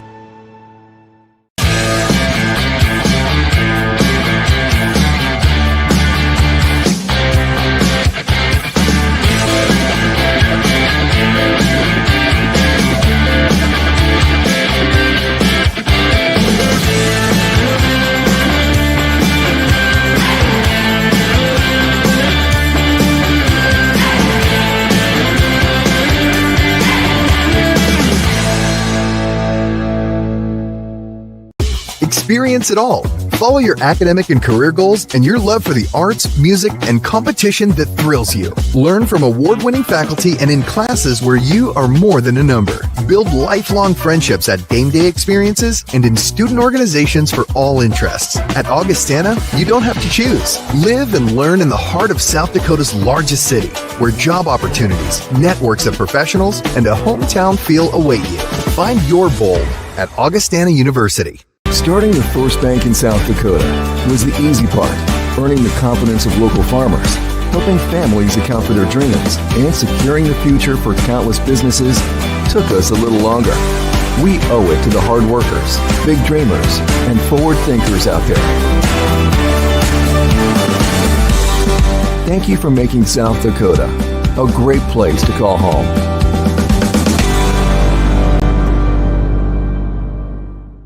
We're going to have a billboard, Chad. Jackrabbits don't wait to see what the future holds. They build it. At South Dakota State University, the next generation's leaders are preparing to launch. They're focusing on growth, and they're reaching new heights of excellence across vital industries. SDSU is building something greater for South Dakota and the world. Join us. Josh and Emily are visiting Emily's parents this weekend, where Josh will propose. He's nervous, but not about the ring. Well done, Josh. Well done. Chase is proposing to Ashley at the resort where they first met. Ashley was vacationing with friends, but Chase ended up being her best friend of all, plus some. Every diamond tells a story, but there's no story like yours. And there's no diamond like a Greenberg's diamond. Greenberg's Jewelers, a cut above the rest. Guys, what are your initial takeaways from the first half? Well, I think some of the penalties have helped keep Jefferson in this. Lincoln's got 7 penalties for 44 yards. Peyton and I both, as we were talking about halftime, some of the things we saw, the 2 running backs are the feature. Right? They're both running extremely hard. Brody Schaefer, only 7 of 11 for 100 yards. But I think Josh Myers has been the guy, 9 carries for 77 yards. And then Simonson, 15 carries, 48 yards. He's got to get that many carries. Like Peyton said, he told him he was ready for 60. Well, I mean, that may not be, it's not going to be 60, but 30, 35 is not out of the realm for this second half. And they need to be content giving Simonson the ball for 3 yards a carry like he's averaging right now, just because of the fact that at any moment he could break one for 8 or 9. And the moment he has to make a DB tackle him is one where those DBs aren't going to come downhill anymore, because he runs really hard and he runs with such a forward lean that they're going to feel that force against him. I mean, trending coming into the game, Simonson was averaging about 100 yards a game, 6 yards a carry. Josh Myers from Lincoln had been quiet the last couple weeks, averaging less than 3 yards a carry. And he's the running back that's stolen the show, at least early on those first 2 drives. 9 carries, 77 yards, and both of Lincoln's scores. Brody Schaefer, the super sophomore. It's good stats, 7 of 11, 100 yards, no interceptions. So he has been pressured more than he had been the first 3 games, which is exactly what we expected. How has he handled the pressure? I think the pressure has been predicated, though, by down and distance. And it's been the big third down situations to where Coach Whiting can get after him. When it's First down, it's tough. Second down can be difficult because they throw those quick screens off their RPO game, and you're wasting a defender if you just send him at the quarterback and he snaps it out to the flats quick. Quarterback for Jefferson is Ethan Swenson, 10 of 17, 113 yards. The interesting thing here is, will we see him in the second half? We're not sure. He went under concussion protocol, and as you said, Curtis, I agree. He looked wobbly. So I'm not going to project who's going to be a quarterback in the second half, but let's say it's the backup, Jay Silva. I mean, what now? Well, I think you're doing the same thing. I think you expect Silva to do what Swenson's doing in the game. I mean, the key of the offense is going to be how do we run to stay ahead of the chains and be in manageable situations, like Peyton was saying, to where if they get into third and long situations, as he said in the pregame, sometimes it might be okay to just throw a quick pass, get tackled, and then punt if needed. Scores from around high school football tonight. 14-10 Lincoln over Jefferson here at Howard Wood Field. If you were watching the Metro Sports TV feed or on DakotaNewsNow.com and then came to the radio, hi, thank you, we love it. You can just get out on your porch, fire pit, whatever, theater of the mind, pretend like it's 1974 and listen to a good old ball game. But we are back on Metro Sports TV and DakotaNewsNow.com. Scores from high school football. Earlier tonight, Washington beat Rapid City Stevens 35-7 for the Warriors' first win. We all arrived here to set things up, catch a little of the second half. I don't know what you can take away, though, from beating Rapid City Stevens 35-7. Lincoln beat them 55-7, and they're 0-4. I think the one thing, it's not as much about beating them in a lopsided fashion. It's about Hoffman making plays, Jace Woods making plays. Those are the guys you need to make plays to have a chance against other teams, and they did that tonight. They were able to make those plays, and they get the lopsided win. First win for Ryan Evans and crew. They play Lincoln next week, a game we'll have right here on the simulcast, little East Side Showdown. Number 1, Harrisburg, leading number 4 in Class 11 AA, Yankton. As Curtis predicted, the Tigers pulling away 49-14. It's just a stronger football program. 1 minute left in that ball game. Number 5, O'Gorman, headed to win number 1, leading Rapid City Central 26-zip out west with a minute remaining before halftime. So for a week, the clouds have parted over there at McEnany Field. I mean, they lost their first 3 games all to the top 3 teams in the state. T-Area taking care of Douglas tonight in 11 AA action, 58-3. Brookings leading Pierre 13-zip. That's a top 5 tilt at Dana J. Dykehouse Stadium tonight. The Governors had won 7 state titles in a row, and they've lost to Watertown, though, last week. So I don't know what's going on. Watertown's good. Fields. Watertown's a good and apparently team. Brookings is as well. Yeah. Rated number 5. There's always a time when eventually you're able to pull them back, and it's inevitable with high school kids because you have to coach what you're given. That's why the streak of 7 straight titles is so amazing to be able to do that at the high school level. By the way, Watertown, on the strength of that win, vaulted to number 1, and they are leading Mitchell 47-14. 8 minutes left in the fourth. Spearfish is the number 3 team in AA ball this year, but they're trailing Aberdeen 14-6 at halftime, while Sturgis leads here on 7-6 at halftime. And in Class 11A last week, Lennox won the big top 5 showdown. Check that. Sioux Falls Christian won the big showdown at Lennox, and they pummeled number 2 Canton tonight, 49-7. Wow. I mean, in a battle of number 1 versus number 2. And, you know, if you watch that Sioux Falls Christian Lennox game, Lennox had a chance to put the game away and just wasn't able to make a key play. And Sioux Falls Christian, Coach Smith has done a great job. They have a really good team. Yeah. I think you're going to see those 2 teams match up again at some point, though. Sioux Falls Christian and Lennox. Yep. Yeah, Lennox has a quarterback. Really good quarterback. The best in the state. All right, it's halftime. By the way, Del Rapids is leading Millbank 42-7. That's a final, as is the Sioux Falls Christian Canton 49-7 win for the Chargers. A lot of these games we're going to talk about tomorrow morning on the Coaches Show on Fox Sports 98.1 AM 1230 radio from 9 to 10 a.m. A couple college scores and a look to tomorrow's local college football action. The Jacks, the Yotes, the Coup, and the Vikings. When we come back here, it's Lincoln 14, Jefferson 7, battle of 3-0 teams. The Avera Game of the Week on Fox Sports 98.1, Outlaw Channel 13.2, and MetroSports.tv.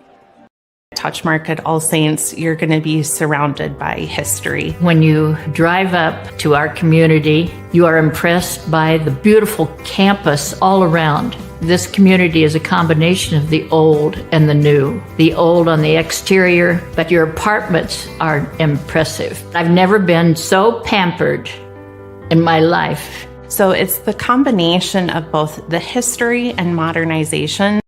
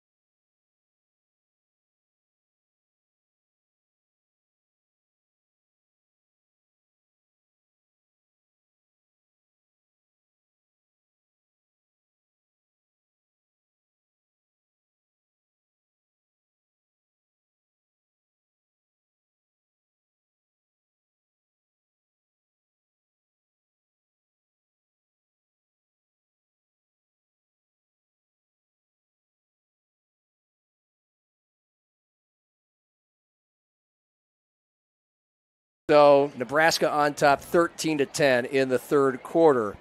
Meanwhile, tomorrow, South Dakota State off that, shall we call it, lackluster 24-3 win over Augustana.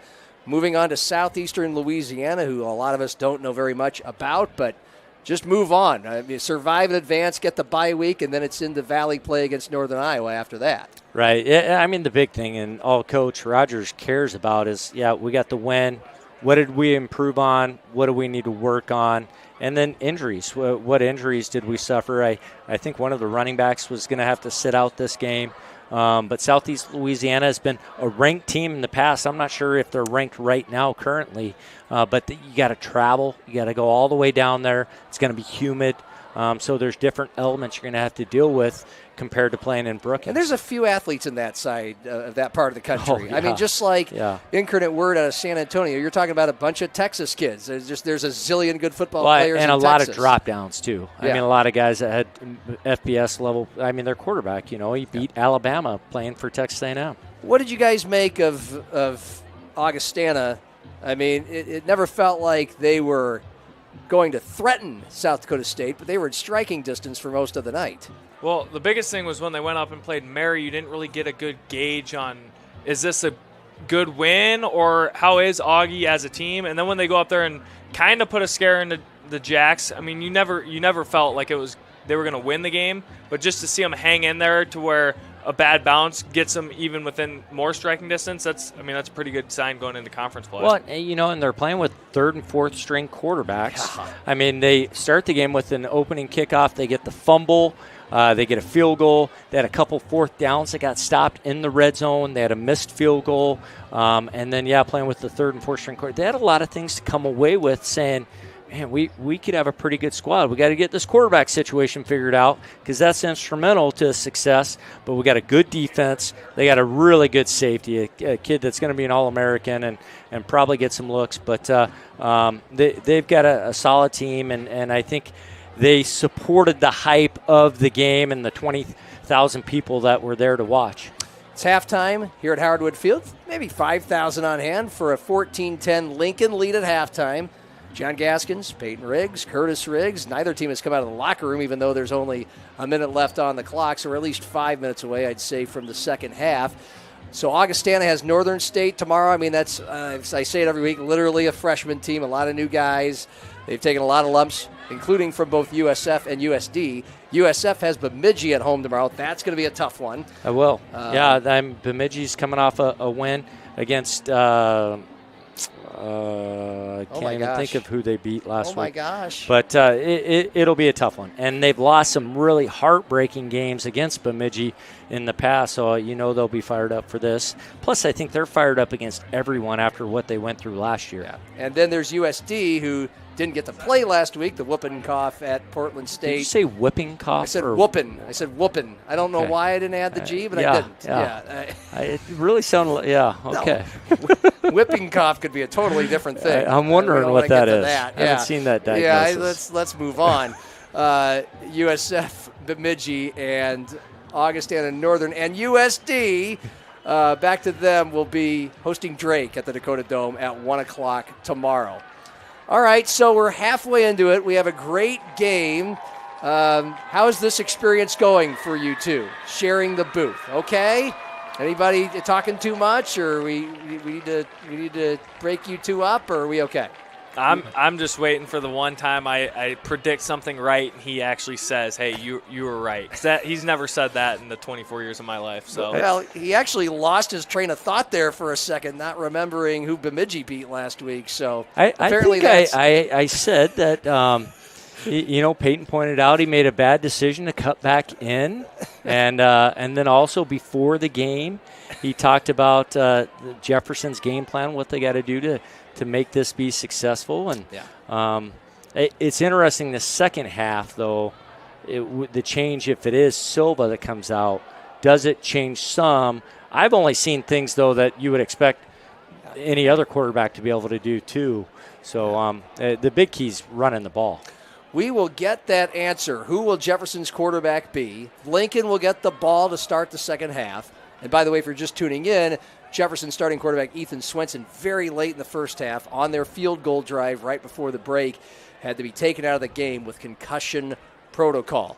Lincoln to get it to start half number 2, up 14-10 on Jefferson. It's our Avera Game of the Week from Howard Wood Field on Fox Sports 98.1, Outlaw Channel 13.2, Metrosports.tv, and DakotaNewsNow.com.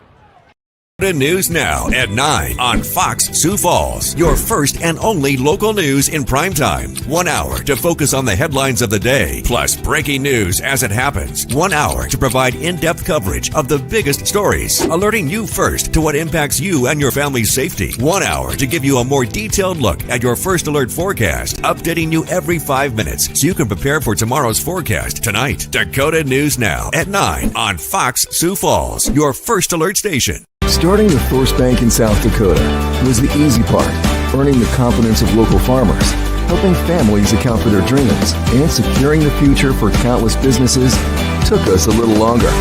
We owe it to the hard workers, big dreamers, and forward thinkers out there. Thank you for making South Dakota a great place to call home.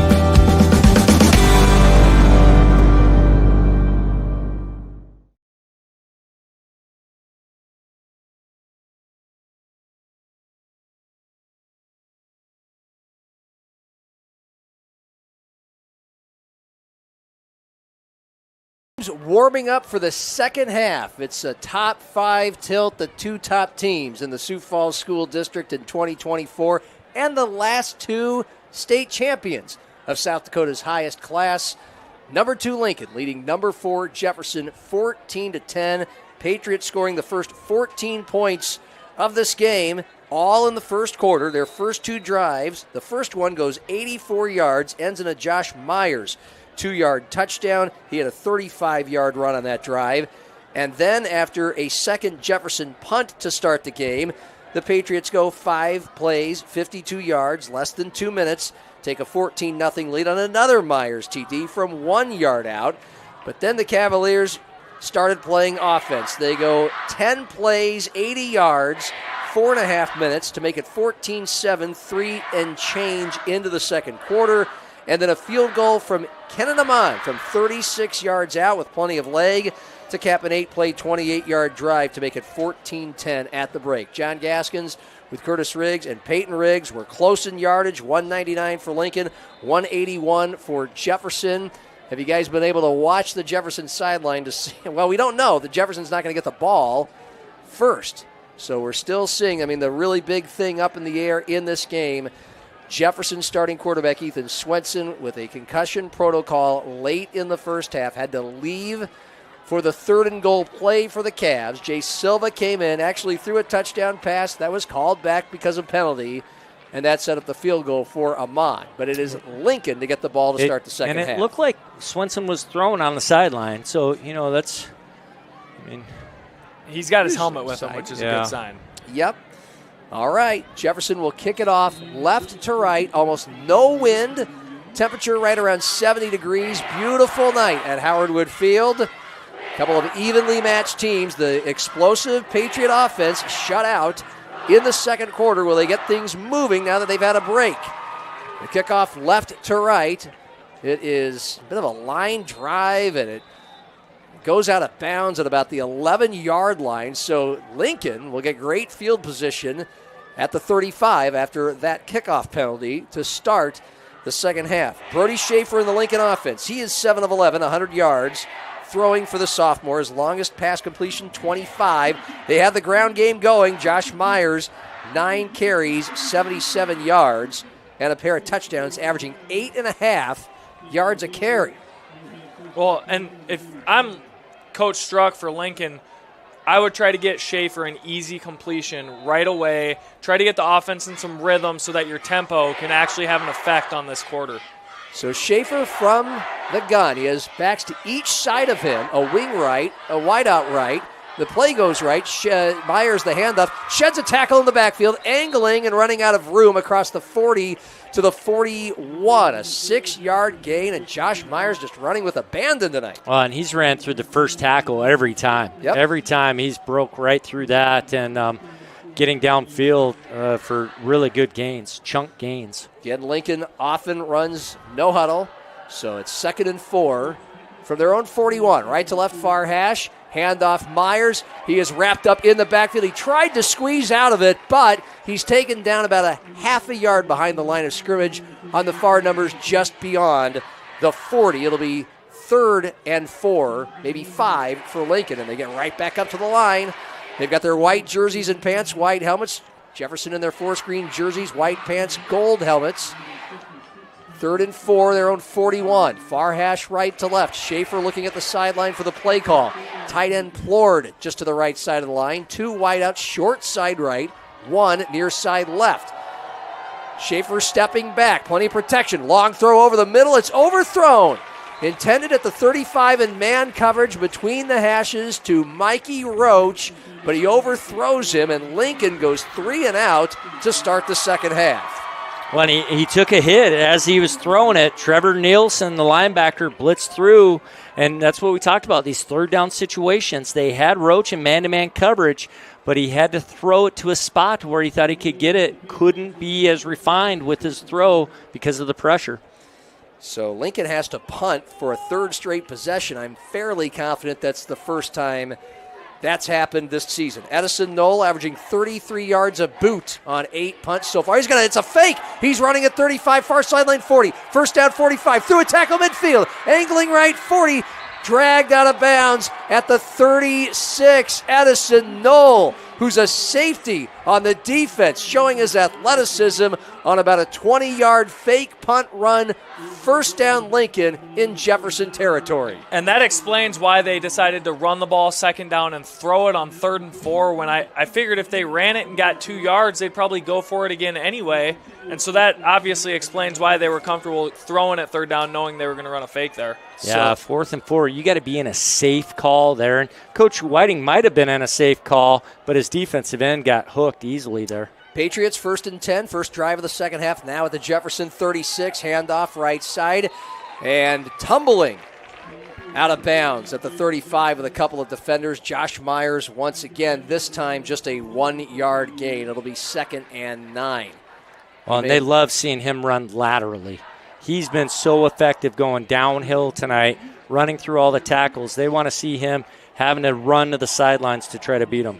Patriots no huddle, 2nd and 9 at the Jefferson 35. As usual, the Cavs have 3 down linemen. Man in motion right to slot left. And it's a handoff. Myers out the middle. Just a C parting all the way home for a touchdown. I had no time to call the 20 or the 10. He was off to the races with a gaping hole, and Lincoln takes a 20-10 lead 2 minutes into the second half. Well, and the duo blocking up front, the duo zone blocking, gave him a hole where both nose guards split opposite ways, and the linebackers had parted because of the jet motion across, and the C's parted. There was no one even there to touch him. Wow, Josh Myers with that 35-yard touchdown goes over 100 yards tonight, about 110 of them, and that's his 3rd touchdown run. He has all 3 of Lincoln's scores after getting 3 total in the first 3 games. Edison Nolan to attempt the extra point. He is 2 of 2 tonight, 17 of 20 on the year. Snap, hold, kick, high, a little bit out to the right, but through the goalposts. And with 10:01 remaining, 3rd quarter, number 2 Lincoln back on top by 2 scores over number 4 Jefferson, 21-10. We keep it right here on the simulcast. Fox Sports 98.1, Metrosports.tv, Outlaw Channel 13.2, DakotaNewsNow.com, plus Metro Sports TV on YouTube and Twitter. You can find it just about anywhere. What do you guys make of that 65-yard Lincoln drive to open the second half? Well, like Peyton was talking about, you use those fly motions to get eyes moving and thoughts a little bit delayed to react to what your actual assignment is. You like to change their alignment a little bit, gain an advantage for your O-line, and then Myers hits through before anyone can even get to him. Well, the biggest thing is Jefferson did what they came out of the second half to do and held him to a 3-and-out and then gives up a fake punt. And those are the mistakes that when you're trying to fight as a team that wants to just have time of possession as your biggest advantage, that's one that you can't give up. Yeah, the Edison Knoll 20-yard run on the fake punt. Lincoln's first fake punt of the year. Wildly successful. And now Knoll, the kickoff man, right to left from his own 40.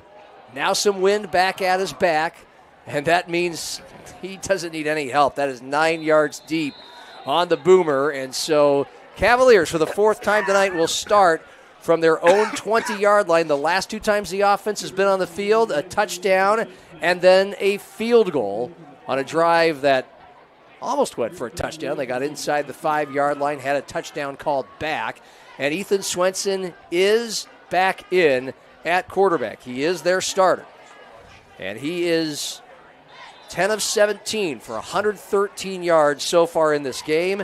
Jefferson running the ball with mild success. Simonson 15 carries for 48 yards, just over 3 yards per carry. So they start from their own 20, down 21-10, 2 minutes into the second half. Left to right between the hashes. Handoff Simonson off the right side, just carrying defenders with him, but just kind of bowls ahead to about the 22, maybe the 23. Edison Knoll, the safety, coming up to make the tackle. Yeah, and well, to Knoll, the safety, he is down to the line of scrimmage immediately. As soon as he sees run action, he is attacking downhill right away.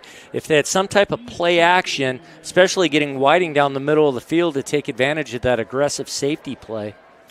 2nd and 8 for Jefferson. They're on 22, left to right between the hashes.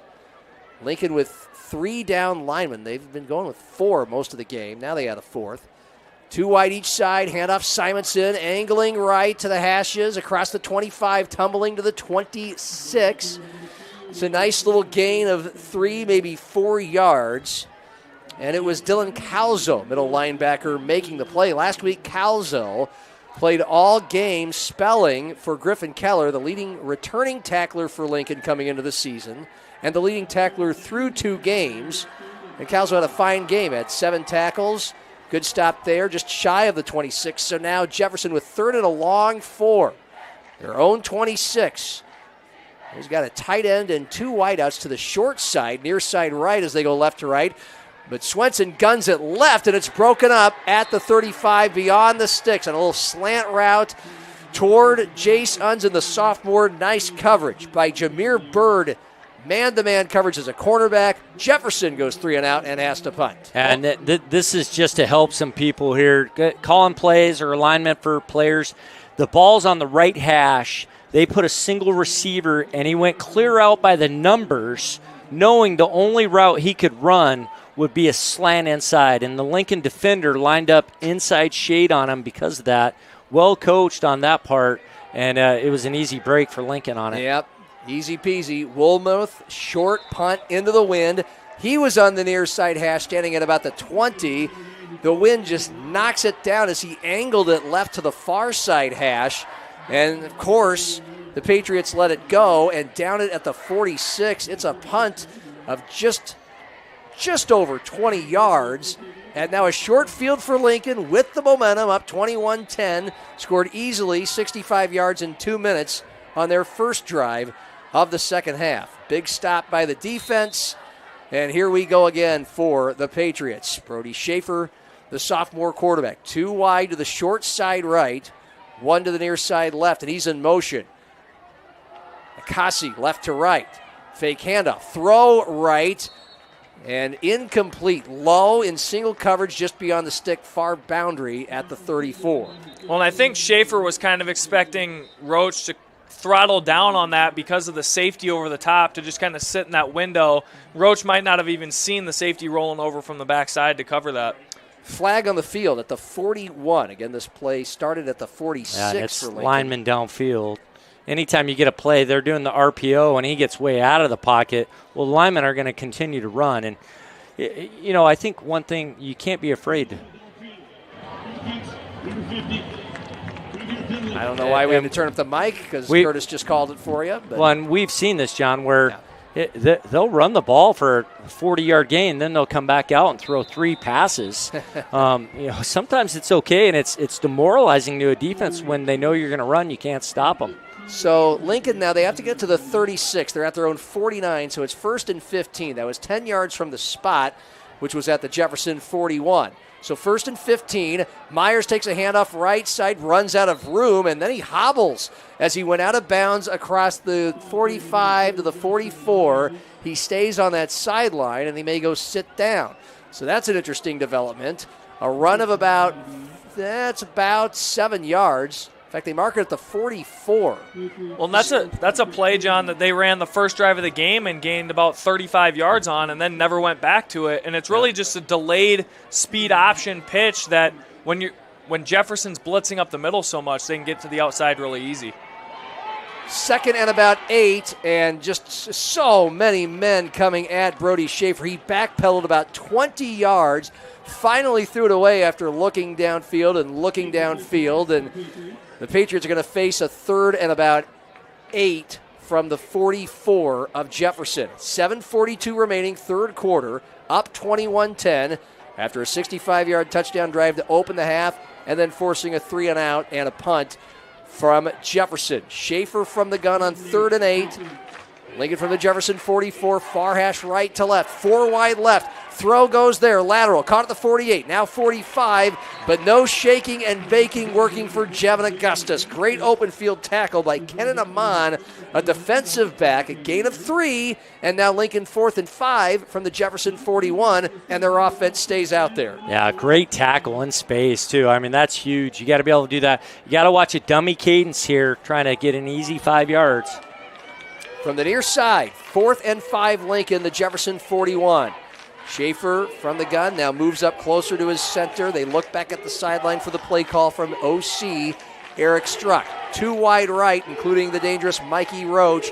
1 near side, short side left, Akasi. Jefferson 3 down lineman, Augustus the tailback. And whistles blow just before the snaps, and no flags flew, so Lincoln had to call a timeout. Well, they tried to go a dummy count to draw them off sides. They didn't. Then you saw Fredenberg and Struck trying to decide, hey, you have a really good play. Should we punt? You know, they're kind of struggling offensively a little bit. Struck, of course, as the offensive coordinator, saying, I got 50 great plays for this situation. And Fredenberg, as a defensive guy, is going, maybe we should punt here. And then decisiveness, they had to call a timeout. Probably a timeout worth taking. And you're seeing who won the battle. The head coach? Yep, yeah, look at that. The head coach who calls the defense. It's 4th and 5 from the 41 of Jefferson. So they had to call the timeout to prevent the penalty. If they didn't want a total fire drill with the snap, not knowing what they were going to do. But then if they took the penalty, it'd be 4th and 10. You don't want that. So they're in a place where there's not the field goal kicker does not have enough leg. Although Edison Knoll, I think, might have enough leg with the wind behind him. But you think so? Really, John? 58. Yeah, 58? Yeah, sure. Why not? Okay. Jeez. Wow. I mean, his kickoffs are... Never mind. I'll just stop. We're comparing kickoffs to field goals now. Huh? Okay. All right. I'm purposefully just letting it happen. So you can just grill me right on the spot. All right, so Edison Nola is out there to punt. Maybe he can punt it 56 yards. The line of scrimmage is the 41. He's standing back at Lincoln's 44. High snap. Knoll takes it. Plenty of wind behind him, but he doesn't want to use all of it. And it's fielded at the 5 on the fair catch. And so Jefferson will start from its own 5. So that big back and forth. Lincoln's up by 11. Offense playing well to start the second half. Plenty of momentum. 4th and 5. And they keep going. They get the first down. It could lead to a knockout punch. Well, not a knockout punch, but an 18-point lead. And there you see the effects of the fake punt from 2 drives ago, because 4th and 9, at midfield, you can really go after that to block it, because he's probably going to punt it either into the end zone or you're fair catching anyway. And so you could have gone and tried to block it, but you see they had safe, and you're fair catching it at your own 5-yard line anyway there. And it was a high snap. They would have had a good shot at it. So Jefferson now in the danger zone, 1st and 10. Fake to Simonson, a deep throw left side on the sideline that's in and out of the hands of the intended wideout Detler in single coverage at the 35.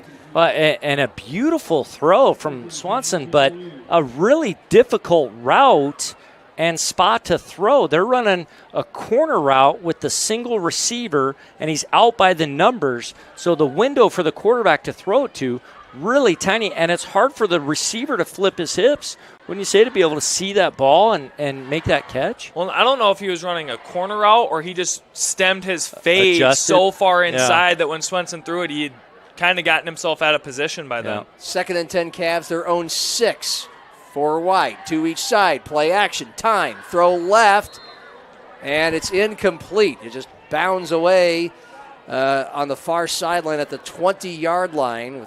It doesn't appear to be a receiver in sight, so that's weird. 3rd and 10. For being a fairly conservative play-calling team in Jefferson, being backed up on your own 5-yard line when your strength is running the ball and then dropping back to throw it twice is pretty interesting. Yeah, when you don't get that first one, you're 2nd and 10, you start to think, I got to get it all at one time, and that's why you're 3rd and long now too. Cavs down 21-10 midway through the 3rd quarter. 3rd and 10, their own 6, 4 wide right as one player goes left to right in motion. A throw right, too strong for the leaping grasp of Jace Unzen on the near boundary at the 20 in single coverage. So Jefferson, basically, I think they just threw 3 incomplete passes, and they're punting from their own end zone. But that was a catchable ball. I thought he's got to make that catch right there. And Coach Benedetto's doing a good job of using that motion to bring the flat defender out of that cover 3 defense out of the way, and then he's outnumbering that middle safety and corner with his 3 receivers, and it's been there every time. They just haven't converted on it. Caden Woolmuth punting 9 yards deep in his own end zone into the wind. And he short line drive, 1 bounce taken by Augustus 35, angling right toward the far boundary and raced out of bounds around the 20-yard line. So Lincoln, you go all the way back to 4th and 5 at the Jefferson 41 a couple minutes ago, up by 11, opting in the discussion between the head coach and the OC to go for it or not. They punt. They stick Jefferson back at the 6. They force them to punt. It was not a good punt. And here is Lincoln now with the ball at the Cavs 21. And that was a great job by Augustus fielding that punt and not losing yards. You can see the burst he's got, too. Yeah, it went right to him. He has a touchdown catch on a flea flicker a couple weeks ago against O'Gorman where he showed off his speed. Lincoln first down, Cavs 21. Schaefer's running, and he breaks out of a tackle, 15, 10, 5, touchdown. Wow, Brody Schaefer just hit an extra gear, had some room down the hash marks, and in there for a 21-yard touchdown. Lincoln up 27-10. Well, you saw as soon as Lincoln lined up, Jefferson gave away they were in man coverage right away.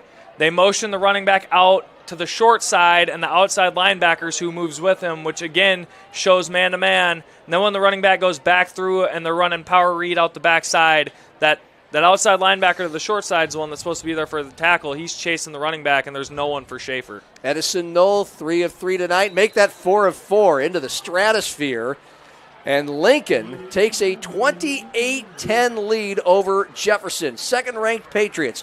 4th-ranked Cavaliers. 6:18 remaining 3rd quarter. It's our Avera Game of the Week on Fox Sports 98.1, Outlaw Channel 13.2, and DakotaNewsNow.com. Has more than 40 years of experience providing great hospitality and focusing on providing seniors the full life. We have restaurant-style dining. We have a health and fitness club, wonderful life enrichment activities. We have wonderful team members who are here to be your support systems and your friends. Health services care team members who will help you in any level of care, assisted living, and then 2 levels of memory care and early memory care support. All of those things are at your fingertips when you're here at All Saints. Banking isn't just about financial products. It's about service and what we can do for you. Those personal touches are at the core of who we are at Central Bank. Decisions are made locally by people who get to know you. And while a lot has changed since 1877, we're still committed to our customers and to being the best bank in every community we serve. Central Bank, member FDIC.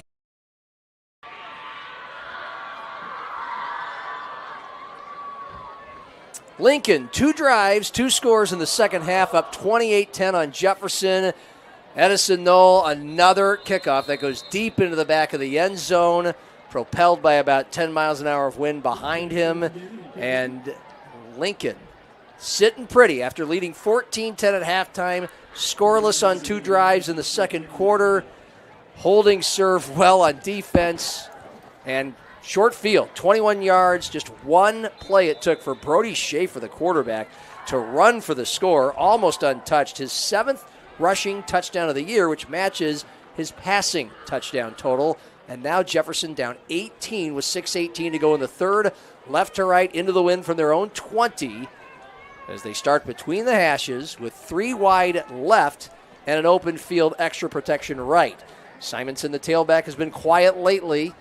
Handoff, Simonson looking for room up the middle, scampering left, past a couple defenders, but eventually a pile meets him on the far hash at the 23, a 3-yard gain. Yeah, my suggestion would be if you're going to run the ball this heavy, this aggressively, you have got to build a stronger, better play action scheme off of it. It can't be we'll run and then we're going to throw. There's got to be the mesh in between. 2nd and 8, they called that a 2-yard gain. Jefferson their own 22, far hash. Now 3 wide right.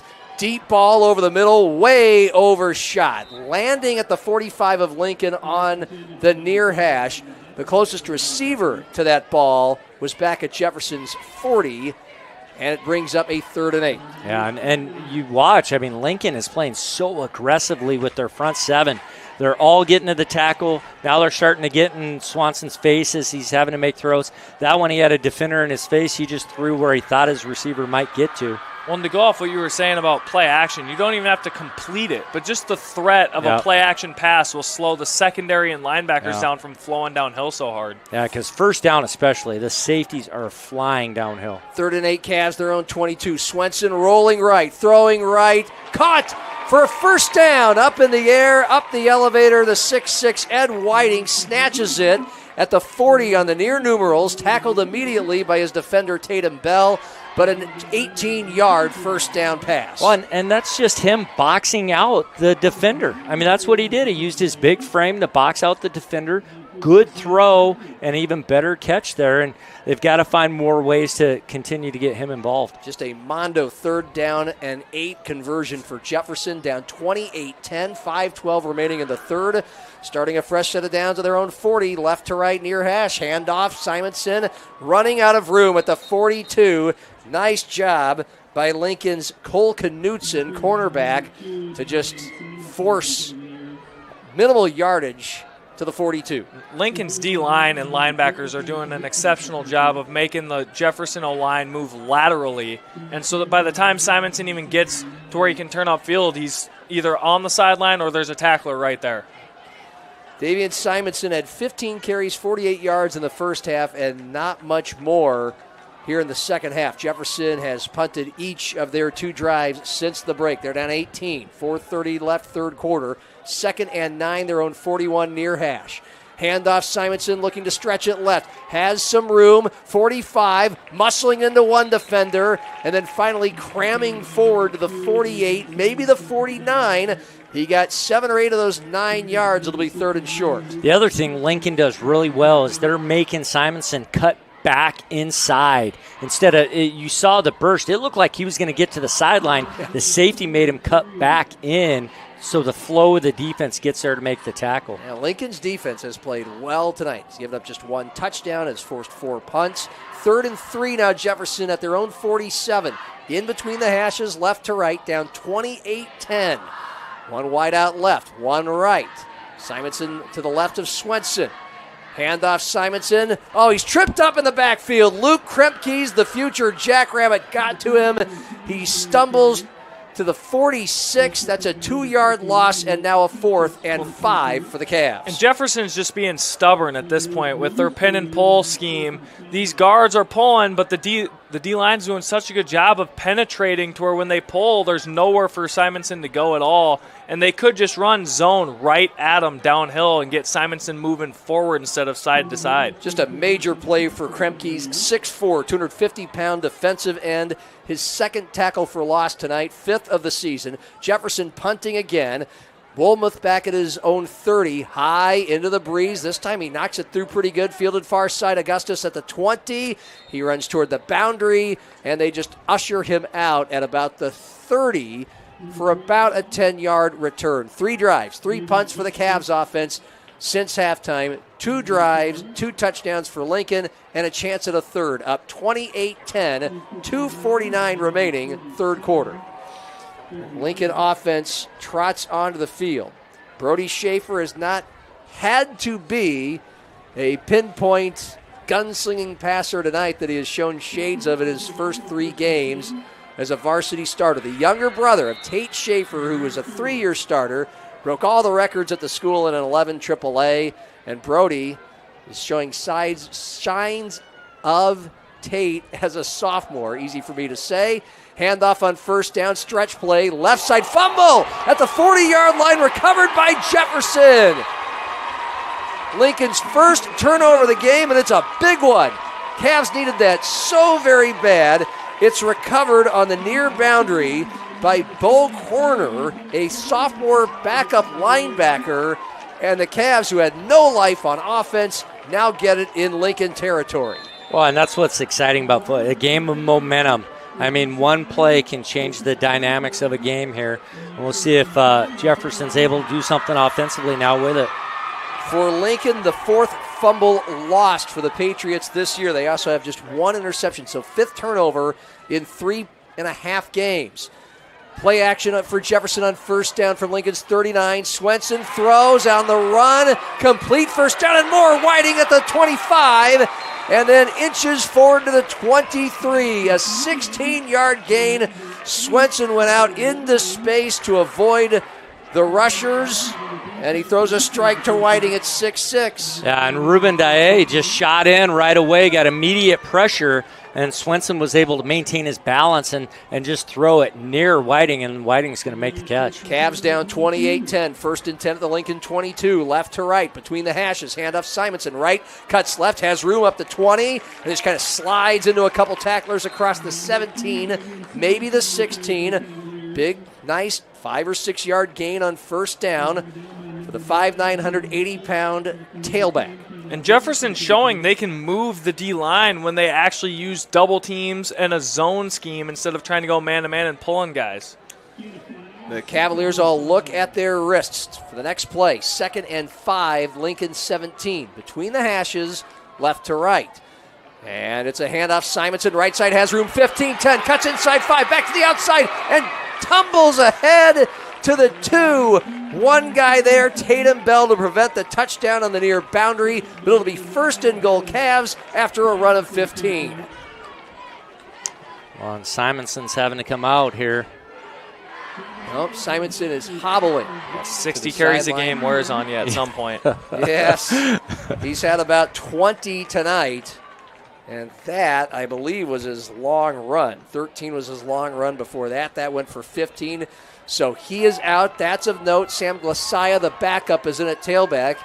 He's had a couple scores this year as well. 1st and goal, Jefferson from the Lincoln 2. Down 28-10, late 3rd quarter. Swenson, handoff. Glasia wrapped up. He went off left side. Ruben Daye, the defensive end, wrapped his arms right around Glasia. A 1 yard loss back to the 3. Maybe the 4 and 2 yard loss. Peyton, what has you agitated? Well, they motioned the second fullback in just to pull a guard and both fullbacks into the hole, and it leaves a gap for the linebacker and backside DN to shoot right in for a tackle for loss. When right there they had him outnumbered in the box. They could have just ran zone right downhill and scored. Golden opportunity for Jefferson, recovering the fumble at the Lincoln 39. 2nd and goal now from the 4. Swenson from the gun. He's throwing left. Man coverage. Back of the end zone. It's caught. Flags fly at the end of that touchdown. And it might have been an interception on that far side. A Lincoln player comes up with the ball. 2 flags flew. They're signaling touchdown. Touchdown Jefferson. It's a 12-point game. Well, and Lincoln's trying to say their defender has the ball. Now, he had the catch, and then they both come down with the ball. You're going to say the Jefferson player has it, and then the Lincoln guy pulled it away as they were already in the end zone. But it was defensive pass interference, too. So, and forgive me up top here at Howard Field, I couldn't see the numbers for either. It looked like it was Whiting. Yep. Well, yeah, that'd be my guess because he's and Swenson's going to learn too. He can throw that higher, throw that up there. So pass interference on Lincoln, of course, is the call. Half the distance to the goal line. It's declined. Yeah, it's declined obviously because it's a touchdown. So Jefferson with Kenan Amon, perfect on the year, extra points. He is 2 of 2 tonight, 16 of 16 on the year. He's drilled a 36-yard field goal tonight. He's kicking this extra point. Now it's almost dead calm at Howard Wood Field. Landon Gross, the holder. Oh, he dropped the snap, and Amon falls on it at the 6, and so the score remains Lincoln 28, Jefferson 16, with 26 seconds remaining in the third quarter, and we keep it right here on the simulcast. Fox Sports 98.1, Metrosports.tv, Outlaw Channel 13.2, and DakotaNewsNow.com. It was 14-10 Lincoln at halftime. The Patriots raced down the field 136 yards on their first two drives combined. 14-0 lead going into the second. The Cavs get 10 on the board, including a field goal right before halftime. Lincoln started the second half with the ball and was able to move it 65 yards with ease. Josh Myers with his third touchdown run. It was 21-10. The Cavs got stuffed inside the 5-yard line a couple drives later. Punted to the Lincoln 21. Brody Schaefer, an easy one-play, 21-yard touchdown run to make it 28-10. Jefferson had to punt again. Lincoln fumbled at its own 40-yard line, and Jefferson just took that in a 39-yard drive, capped off by the Swenson to Whiting touchdown pass from 4 yards out. Fourth connection between them two this year. I'm not understanding why pass interference. So, I mean, they didn't. They declined the penalty. While I was doing all that, the ball is for the kickoff is set at Lincoln's 45-yard line. Of course, normally it would be at the Jefferson 40. Is this what is supposed to happen? 15-yard pass interference? Well, if you accept the penalty, you're playing the down again. Yeah, pass interference isn't one you can enforce on the kickoff. So what happened there must have been a penalty on the failed extra point attempt? I don't think so, because Coach Fredenberg was trying to get an explanation there. Well, we didn't see any flags and we didn't hear any announcement. So anyway, obviously with the ball at Lincoln's 45, the kickoff, courtesy of Jefferson's Landon Gross. I mean, it's just a line drive, almost a squibber that is into the link. All he had to do is keep it on the field between the boundaries, and it's probably going to make it. So it's a touchback. Lincoln starting at its own 20 with 26 seconds remaining in the third quarter, up 28-16, fumbling on its last drive. Mikey Roach in motion right to slot left, 2 wide left. That's where Schaefer looks. Now he turns right, throws over the middle of the field. It's caught. Far numbers of the 28. Roach makes the grab. He is immediately tumbled to the ground at the 28 for an 8-yard gain. And it's such a little thing of having Brody Schaefer delayed boot to the right where he looks left, all the linebackers flow that way, and then when he boots, he's able to just see Roach real easy coming across the field. And the Patriots let the third quarter clock run out. It was exciting. Both teams scored once. We go to the fourth with number 2 Lincoln leading number 4 Jefferson 28-16. Battle of undefeateds in our Rivera Game of the Week on Fox Sports 98.1, Outlaw Channel 13.2, and DakotaNewsNow.com. Experience it all. Follow your academic and career goals and your love for the arts, music, and competition that thrills you. Learn from award-winning faculty and in classes where you are more than a number. Build lifelong friendships at game day experiences and in student organizations for all interests. At Augustana, you don't have to choose. Live and learn in the heart of South Dakota's largest city, where job opportunities, networks of professionals, and a hometown feel await you. Find your bold at Augustana University. Your time is valuable. You shouldn't have to wait for the weather forecast. That's why the First Alert Weather Team is giving you weather every 5 minutes in every newscast. Every 5 minutes in the morning, every 5 minutes in the evening, and every 5 minutes on the weekends, too. Focusing on the weather that affects you. You'll always get the First Alert so you can plan ahead. First Alert weather every 5 minutes. Only on Dakota News Now.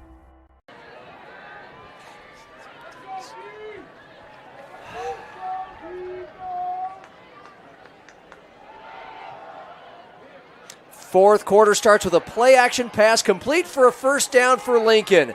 Schaefer to Roach, who made the grab at the 40-yard line. That's a wide pass, near hash, to far numbers, a gain of 12. Lincoln up 28-16 on city rival Jefferson as we start the fourth. John Gaskins with Curtis Riggs and Peyton Riggs on our simulcast, Fox Sports 98.1 and Metro Sports TV.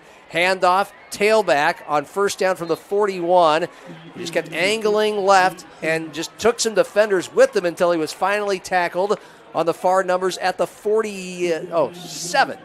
That's a 6-yard gain, 2nd and 4, and the Patriots are just hurrying this thing up. Josh Myers, their starting tailback, out for the moment. Jefferson showing blitz. Schaefer looks back at the sideline to get the latest play call. 2 wide to the far side, short side left as Lincoln goes from the far hash. Here comes an all-out blitz. Schaefer able to roll out of it, rolling right, pumping, and then finally tackled on the near boundary at the 42, a loss of 5 yards. He made him run for a while and for quite a distance, but he's finally sacked. It'll be 3rd and 9. Well, and they got immediate pressure right away. It's just the defensive end. I couldn't tell if he was pulled down or just fell down. Schaefer got outside of him. But the flow now, it looks like Coach Whiting's taking a few more chances here, trying to get the ball back for their offense. Loss of 3 to the 44, 3rd and 7. Lincoln at its own 44. Left to right, near hash. Jefferson again showing blitz. They have 6 men. Make that 7 at the line of scrimmage. 1 wide to the short side right, 2 left. Schaefer looking left, rush up the middle. Schaefer he gets out of the sack. Flag flies. He throws it over the middle of the field deep. It's intercepted. Cole Nossinger, who hands it off. Jefferson taking it far side, 45-50, 45-40. Out of bounds at the 30-yard line on the interception by Brody Jacobson. Jefferson fans going wild. There was a flag before that throw. Yeah, it was a hold against Lincoln. I don't know if Nossinger did that on purpose or not, if it just caromed off. But this is what we saw from Brody's brother when he was a sophomore, right there. That trying to make a spectacular play when sometimes you just got to eat it in a game where the offense is struggling for the other team. He tries to make that play where he just throws it up, and Jefferson makes him pay for it here. Well, go ahead, Peyton. And that play really comes off of the second down play where Jefferson shows blitz. He knows it's coming. He runs out of the pocket right away, and then instead of throwing it away, he takes a sack. So now I got to get it all back now, and he just throws it up. So Jefferson with back-to-back turnovers from Lincoln, a fumble, which went for a touchdown later, and now an interception, and Jefferson down by 12. 2 minutes into the fourth quarter, starting at the Lincoln 32. A throw to the right side, and Swenson incomplete wide of an open receiver out of bounds at the 25. Well, and they're trying to run an in and out. They could just run a hitch. Just go 7 yards, sit there, and I'm going to throw it to you because they're just getting man-to-man coverage there. I mean, it was really difficult. The timing you tell's off, and it's difficult for Swanson to hold it, wait. Okay, now I can throw, and it feels rushed for him then. Lincoln up 28-16. Jefferson 2nd and 10. The Lincoln 32. Far hash right to left. 1 wide short side right, 2 left. Wing left. Handoff. Glacier has room. 25-20 over a pile at 15 and all the way down to the 12 on the numbers. A 20-yard run by the backup tailback, Sam Glacier, and Jefferson now in the red zone. I couldn't see where that backside linebacker, where he went there, because the running back came through and there was no one there to meet him, and a big run there. So the Cavaliers in business with a tidal wave of momentum. Swenson from the gun, far side on 1st and 10 for the Lincoln 13, handoff left side, Glacier. The Patriots were ready for him that time. Right on the spot, Connor Gray, outside linebacker, step for step. Gabe Bruns also there to trip up Glacier for a no gain. They mark it down at the 13. Well, and it seems that the only time there's holding in this game is on pass plays because the nose guard broke through right away and the center and guard just grabbed a hold of him and tackled him so that he couldn't get a tackle for loss there too. 2nd and 10 Cavs from the Lincoln 13 near hash as they move right to left. 3 down linemen for the Patriots.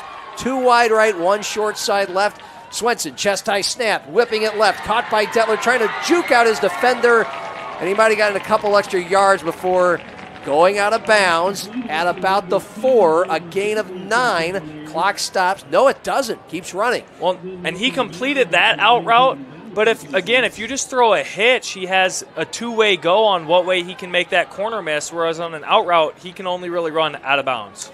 Cole Knutson on the spot, making sure that Unzen didn't get any more yards. A 7-yard gain, 3rd and 3, Jefferson from the Lincoln 6. 8:20 and ticking, fourth quarter, down 28-16, Cavs with the ball. From the near hash, Swenson takes the snap, fakes the handoff, rolls right, throws right, caught at the 10. What a tackle in the open field on the hashes at the 8. Connor Gray stops the play about 5 yards shy of the first down, a loss of 2. It's a 4th and 5 Jefferson from the Lincoln 8. And that's a great play on first down. But when it's third in a passing situation, you're not faking those safeties out. Those safeties are sitting back. Connor Gray was ready. He saw Whiting coming across the entire time. Well, and the other thing is they have Whiting in the flat, who's not the most mobile, agile guy. He's not going to make that guy miss. They could have had him be the crosser across the end zone and have someone shiftier into the flat that can maybe make that safety miss. Yeah. So Jefferson calls a timeout with 7:40 remaining in the fourth quarter. They were huddled 20 yards behind the line of scrimmage. Swenson was halfway between his teammates and the sideline. Clock went down to 10 seconds, and they called a timeout. And you got to go for this. I mean, it's not they're thinking about field goal. They're thinking about what's the best play call here on 4th and 5. But it's amazing how that fumble, the spark that created for Jefferson. I mean, they take it down, score. They get stopped. They get an interception now, and now they're back in business for another opportunity to get within a touchdown here. It was 14-10 at the break. Lincoln got the ball first to start the second half. Easily went 65 yards. 21-10. Defense holds a couple times. They get a short field off a bad punt. They get a 21-yard run on a one-play drive. It was 28-10. And then all of a sudden, Jefferson had to punt again. Lincoln had the ball again and fumbled on a first down run at the 40-yard line. And so Jefferson punched that in. Now off a Lincoln interception. It's 28-16 Patriots. Now 4th and 5 Jefferson from the 8 on a drive that started at the Lincoln 40 after the interception. Swenson from the gun. Far hash right to left. Again, it's 4th and 5 from the 8. 2 wide left, 1 right. Backfield emptied before the play. Here comes the blitz. Swenson hit as he throws, and he throws incomplete into the end zone. Lincoln gets the stop. Great coverage, great pressure, and the score remains 28-16 with 7:36 remaining in the fourth. And that right there is why you blitz a high school quarterback, because he knew it was man coverage. They didn't disguise it, and he's panicking a little bit. But the other thing is they had their 6'6" tight end again, kind of covered up, hidden by all the traffic, whereas the drive before, they just throw it up, and even if he doesn't catch it, they're going to crawl all over him trying to get to the ball and maybe get a PI. They were throwing at Fields there, and it was actually a good throw. It just had a lot of heat on it. It was tough to see it quick and make the catch. And so Lincoln takes over, 1st and 10 at their own 8, left to right. Handoff left side of the line, stretching across the 10 to the 11. And again, Lincoln, I believe, still without Josh Myers, their primary tailback, who was sensational tonight, over 100 yards. Javon Augustus is their backup tailback, but Lincoln is, at the moment, feeding Jackson Vakurovich, 5'7" senior, third stringer. They also have another option in Devontae Wilson, who had an 87-yard touchdown late in the game in a 46-point win over Roosevelt. 2nd and 7 Lincoln from their own 11 after the 3-yard gain. Another handoff for Vakurovich, left side, trying to turn the corner.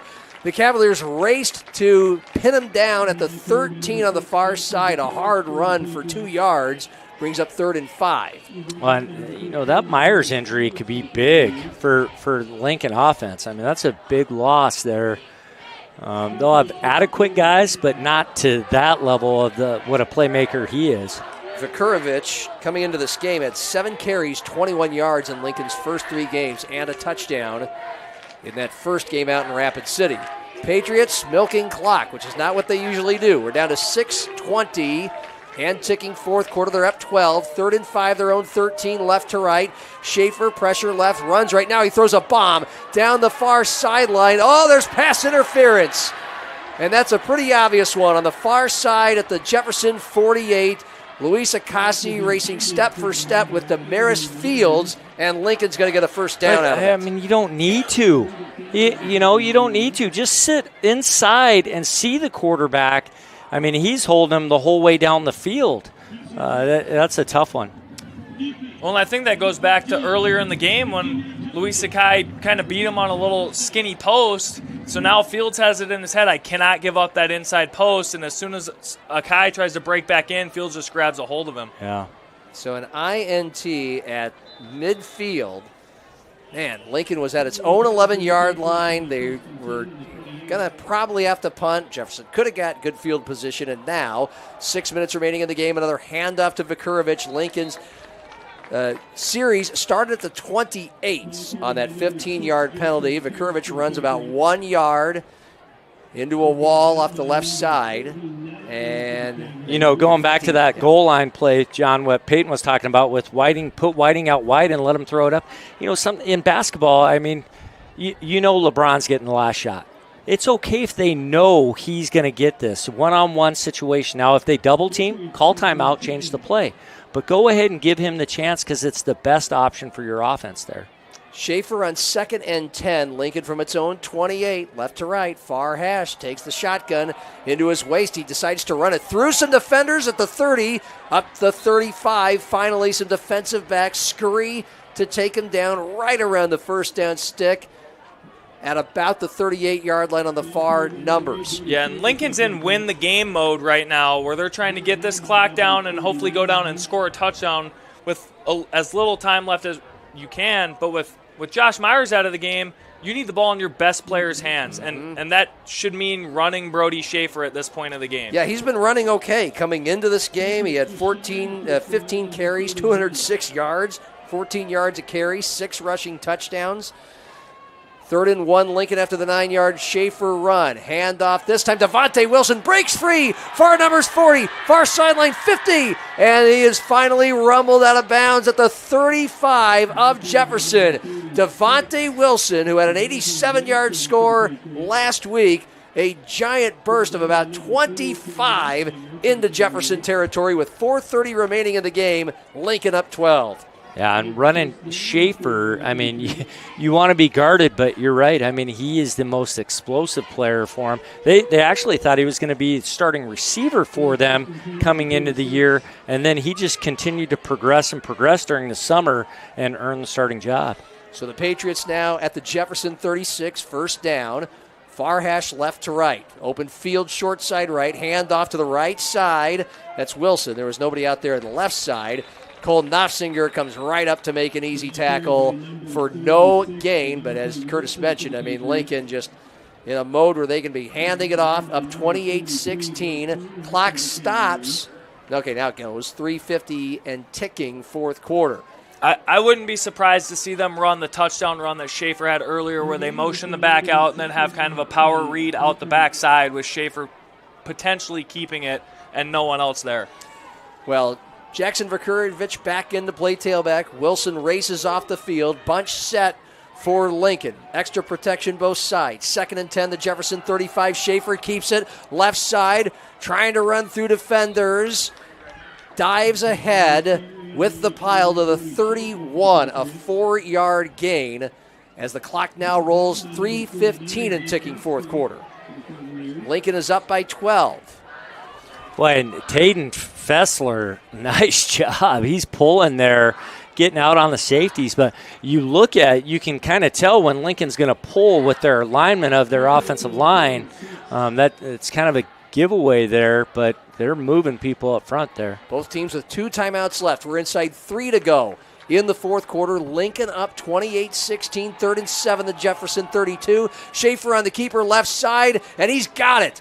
Boy, it's going to be close, I guess, but he just kept angling left, dragging defenders with him, churning his legs. He was tackled near the first down stick on the far numbers at about the 26, and they do give him the first down. And it's ironic they run the same play again after I just kind of looked at Curtis and said I would run it again, just because when you run your quarterback especially on the perimeter, you get a hat on a hat. There's no one unblocked. And so he's just pulling tackles for 6 or 7 yards every time they run that. Yeah, and Jefferson looks tired, too. Yeah. They've been out there for a lot of plays. And Lincoln's line, inexperienced, but really doing a nice job. 1st and 10 Patriots at the Jefferson 26. Handoff for Kurovich. Left side has some blocking, but then finally a lineman comes up to make the tackle. Far numbers at the 25, a 1-yard gain. We are at the 2-minute mark in the fourth quarter. There's no 2-minute warning in high school football. This game changed on a dime. First for Jefferson when Lincoln was up 18, a fumble that gave Jefferson a short field. They scored, and then Jefferson was moving, could not convert after an interception. Lincoln then took over, had 3rd down with about 6.5 minutes remaining, and a pass interference penalty on a throw downfield at midfield kept this Lincoln going. The Lincoln drive going. 5 minutes have gone off the clock. 2 timeouts for each team. We're down to 1:30. And the Patriots now inside 10 on the play clock. Schaefer just standing there. 2nd and 9 from the Jefferson 25. And Schaefer going to take it left side, past a defender 25, then the 20, and then into the defensive backfield, and they take him down. Far numbers at the 12, a 13-yard gain, and that should be game, set, and match on that first down. And I would actually go back to the biggest play in the game was the fake punt. The fake punt. Jefferson's receiving the punt with a chance to go up. I mean, they were going to get the ball. Peyton said, "Hey, tell the guys at halftime we're going to get a 3-and-out stop here and get the ball back and take control of this game." They do it, and then it's just heartbreaking. They get demoralized. They give up that fake punt, and it changed the whole dynamics of the game. It's the first drive of the second half when it was still 14-10.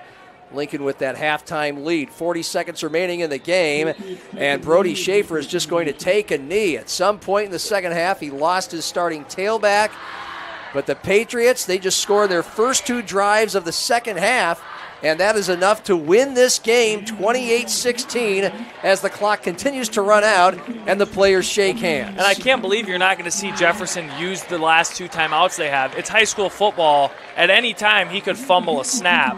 And there's crazier things that's happened. You can't take those home with you. You know, the thing I think 2 scores, I think sometimes the mentality, especially AAA, is, hey, this was a hard-fought game. We're going to play them again because we're going to get in. And we're going to be ready for that next time we play them. But, yeah, in high school we've seen some great – I mean, John and I did the Harrisburg-O'Gorman game. That was one of the craziest games. Peyton was on the sideline of that one, and they came back and beat Harrisburg in one of the craziest finishes we've seen in a long time. Yeah, it can happen, but tonight Lincoln just holds on. They grind out the last 6.5 minutes of this game after taking over that last drive on their own 6-yard line and go all the way inside the 20, and they have won this battle of these undefeated inner-city Sioux Falls teams. 28-16 over the Jefferson Cavaliers, and Curtis is right. Maybe we'll see them in the semis or maybe in the Dome. Who knows? A couple months from now. We have a player of the game to determine, some stats, some scores, some final thoughts from Howard Wood Field on this Friday night in our Avera Game of the Week. Fox Sports 98.1, Metrosports.tv, Outlaw Channel 13.2, and DakotaNewsNow.com. Banking isn't just about financial products. It's about service and what we can do for you. Those personal touches are at the core of who we are at Central Bank. Decisions are made locally by people who get to know you. And while a lot has changed since 1877, we're still committed to our customers and to being the best bank in every community we serve. Central Bank, member FDIC. Jackrabbits don't wait to see what the future holds. They build it. At South Dakota State University, the next generation's leaders are preparing to launch. They're focusing on growth, and they're reaching new heights of excellence across vital industries. SDSU is building something greater for South Dakota and the world. Join us.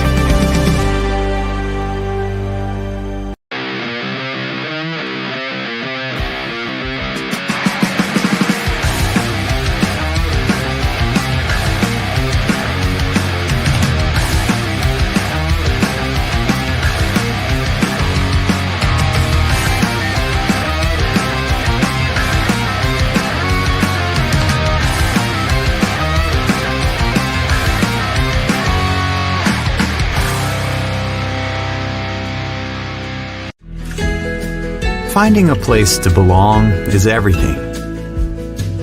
It's where you can make a difference, where you're heard, where you have a team that supports you, and the benefits you deserve. At Avera, you can find that place. You belong at Avera. Apply today. Avera.org/careers. Starting the first bank in South Dakota was the easy part. Earning the confidence of local farmers, helping families account for their dreams, and securing the future for countless businesses took us a little longer. We owe it to the hard workers, big dreamers, and forward thinkers out there. Thank you for making South Dakota a great place to call home.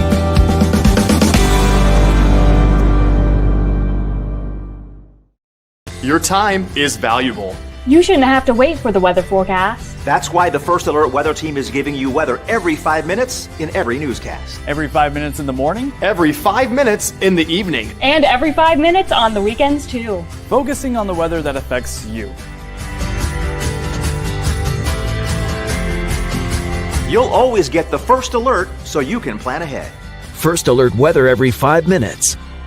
Only on Dakota News Now. Josh and Emily are visiting Emily's parents this weekend, where Josh will propose. He's nervous, but not about the ring. Well done, Josh. Well done. Chase is proposing to Ashley at the resort where they first met. Ashley was vacationing with friends, but Chase ended up being her best friend of all, plus some. Every diamond tells a story, but there's no story like yours. And there's no diamond like a Greenberg's diamond. Greenberg's Jewelers, a cut above the rest. Experience it all. Follow your academic and career goals and your love for the arts, music, and competition that thrills you. Learn from award-winning faculty and in classes where you are more than a number. Build lifelong friendships at game day experiences and in student organizations for all interests. At Augustana, you don't have to choose. Live and learn in the heart of South Dakota's largest city, where job opportunities, networks of professionals, and a hometown feel await you. Find your bold at Augustana University.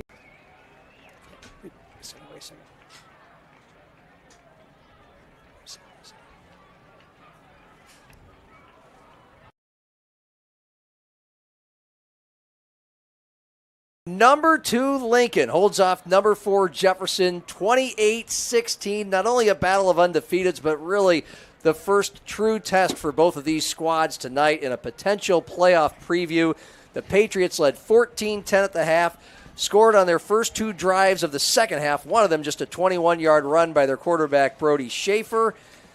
Josh Myers provided the other 3 scores for Lincoln tonight. The Patriots made it interesting by fumbling in Jefferson territory around the start of the fourth quarter and giving Jefferson an easy 39-yard drive to make it 28-16. But that is the way it ended. The Cavaliers could not cash in an interception after the next Lincoln drive, and that was it. The Patriots were able to get a pass interference penalty about midway through the fourth quarter and never gave the ball back. They had the ball for the last 6+ minutes in a 28-16 win. John Gaskins with Curtis Riggs and Peyton Riggs, and our player of the game is Josh Myers from Lincoln. 13 carries, 125 yards, 3 touchdowns, and that's in 3 quarters. He didn't play the fourth because he hobbled off to the sideline at a point in the game when, the Patriots didn't have a lot of cushion, but boy did he run with plenty of fervor tonight. Well, and I thought Josh Myers did a great job of, when he got out into the open field, always making the first guy miss, to where it was always Jefferson's secondary having to make the tackle. That really wears on a defense when your corners and safeties are the ones every time being relied on to make the tackle. Yeah, and I thought a telling thing looking at Jefferson's offense, Simonson had 23 carries but only for 88 yards, and then Swenson, the most telling stat, 29 pass attempts. I don't think they want to go into any game with him getting 29 pass attempts. And it's not because he can't. He showed he can make a lot of throws. It's just that's not part of their offense. That's not part of their identity They want to be able to run. They got to get better at the play action. I think both teams have really good offensive lines, though, and you can always build and get better around those things. I thought it was a good game for both teams because they know things they can work on against a quality opponent now. Both starting tailbacks taken out of this game, so we'll keep an eye on that. I mean, for Lincoln, next week they'll be playing Sioux Falls, Washington, while Jefferson is going to move on and go to O'Gorman, a team that picked up its first win tonight. We'll get to that in a moment. But with these quarterbacks, Swenson, 15 of 29, a $156 and a touchdown. Brody Schaefer, 10 of 17, 124 yards. No touchdown passes in that one pick in the second half. Mikey Roach led the Patriots with 5 catches, 62 yards. Edward Whiting, the tight end, the 6'6", they went to him more often tonight. 5 receptions, 50 yards, and a score for Jefferson. And Damaris Fields, 5 catches, 45 yards, coming from the defensive backfield to play a little offense tonight. So Jefferson starting to go to a couple of new receivers, but they fall short, 28-16. Final thoughts from the Riggs. Well, I think Lincoln has shown they're the most explosive. And all around, I thought defensively they did some really good things tonight. I thought they scouted very well of Jefferson's tendencies and were not scared for play action to beat them over the top. They tackled very well, and they look good again. Brody Schaefer made a young guy mistake, but played a pretty good game. The Josh Meyer, though, injury could be huge for them. And then Jefferson really looks good up front on the offensive line. Great running back. They will continue to get better offensively and defensively. Yeah, and they played pretty good defense tonight. Yeah. I mean, Lincoln only 28 points after averaging 50 in the first 3 games. Peyton. I think the team that's going to knock Lincoln off is the team that has the most stubborn coach that calls the offensive plays, because Jefferson doesn't want to go into a game throwing it 30 times, and yet they do. And it's not even because Lincoln was that explosive tonight. They didn't really have many big plays, but the fear of them at any moment breaking it open kind of put that to where Jefferson ended up throwing it more than they probably wanted to. Peyton Riggs, Curtis Riggs. What a fun game tonight. Thanks for joining us, yeah, you two. It was awesome. We'll figure out a way to divvy up things later on, but it was a fun game to call with the Riggs. And every first down tonight was brought to you by First Dakota. The First Dakota first down. First Dakota, we owe you, about 50 first downs. For Peyton Riggs and Curtis Riggs, we send you off into the night on our television coverage, Metro Sports TV and DakotaNewsNow.com. We'll have scores from around high school and college football coming up. One final post-game segment on the radio on Fox Sports 98.1, AM 1230, and KWSN.com. Finding a place to belong is everything. It's where you can make a difference, where you're heard, where you have a team that supports you, and the benefits you deserve. At Avera, you can find that place. You belong at Avera. Apply today. Avera.org/careers.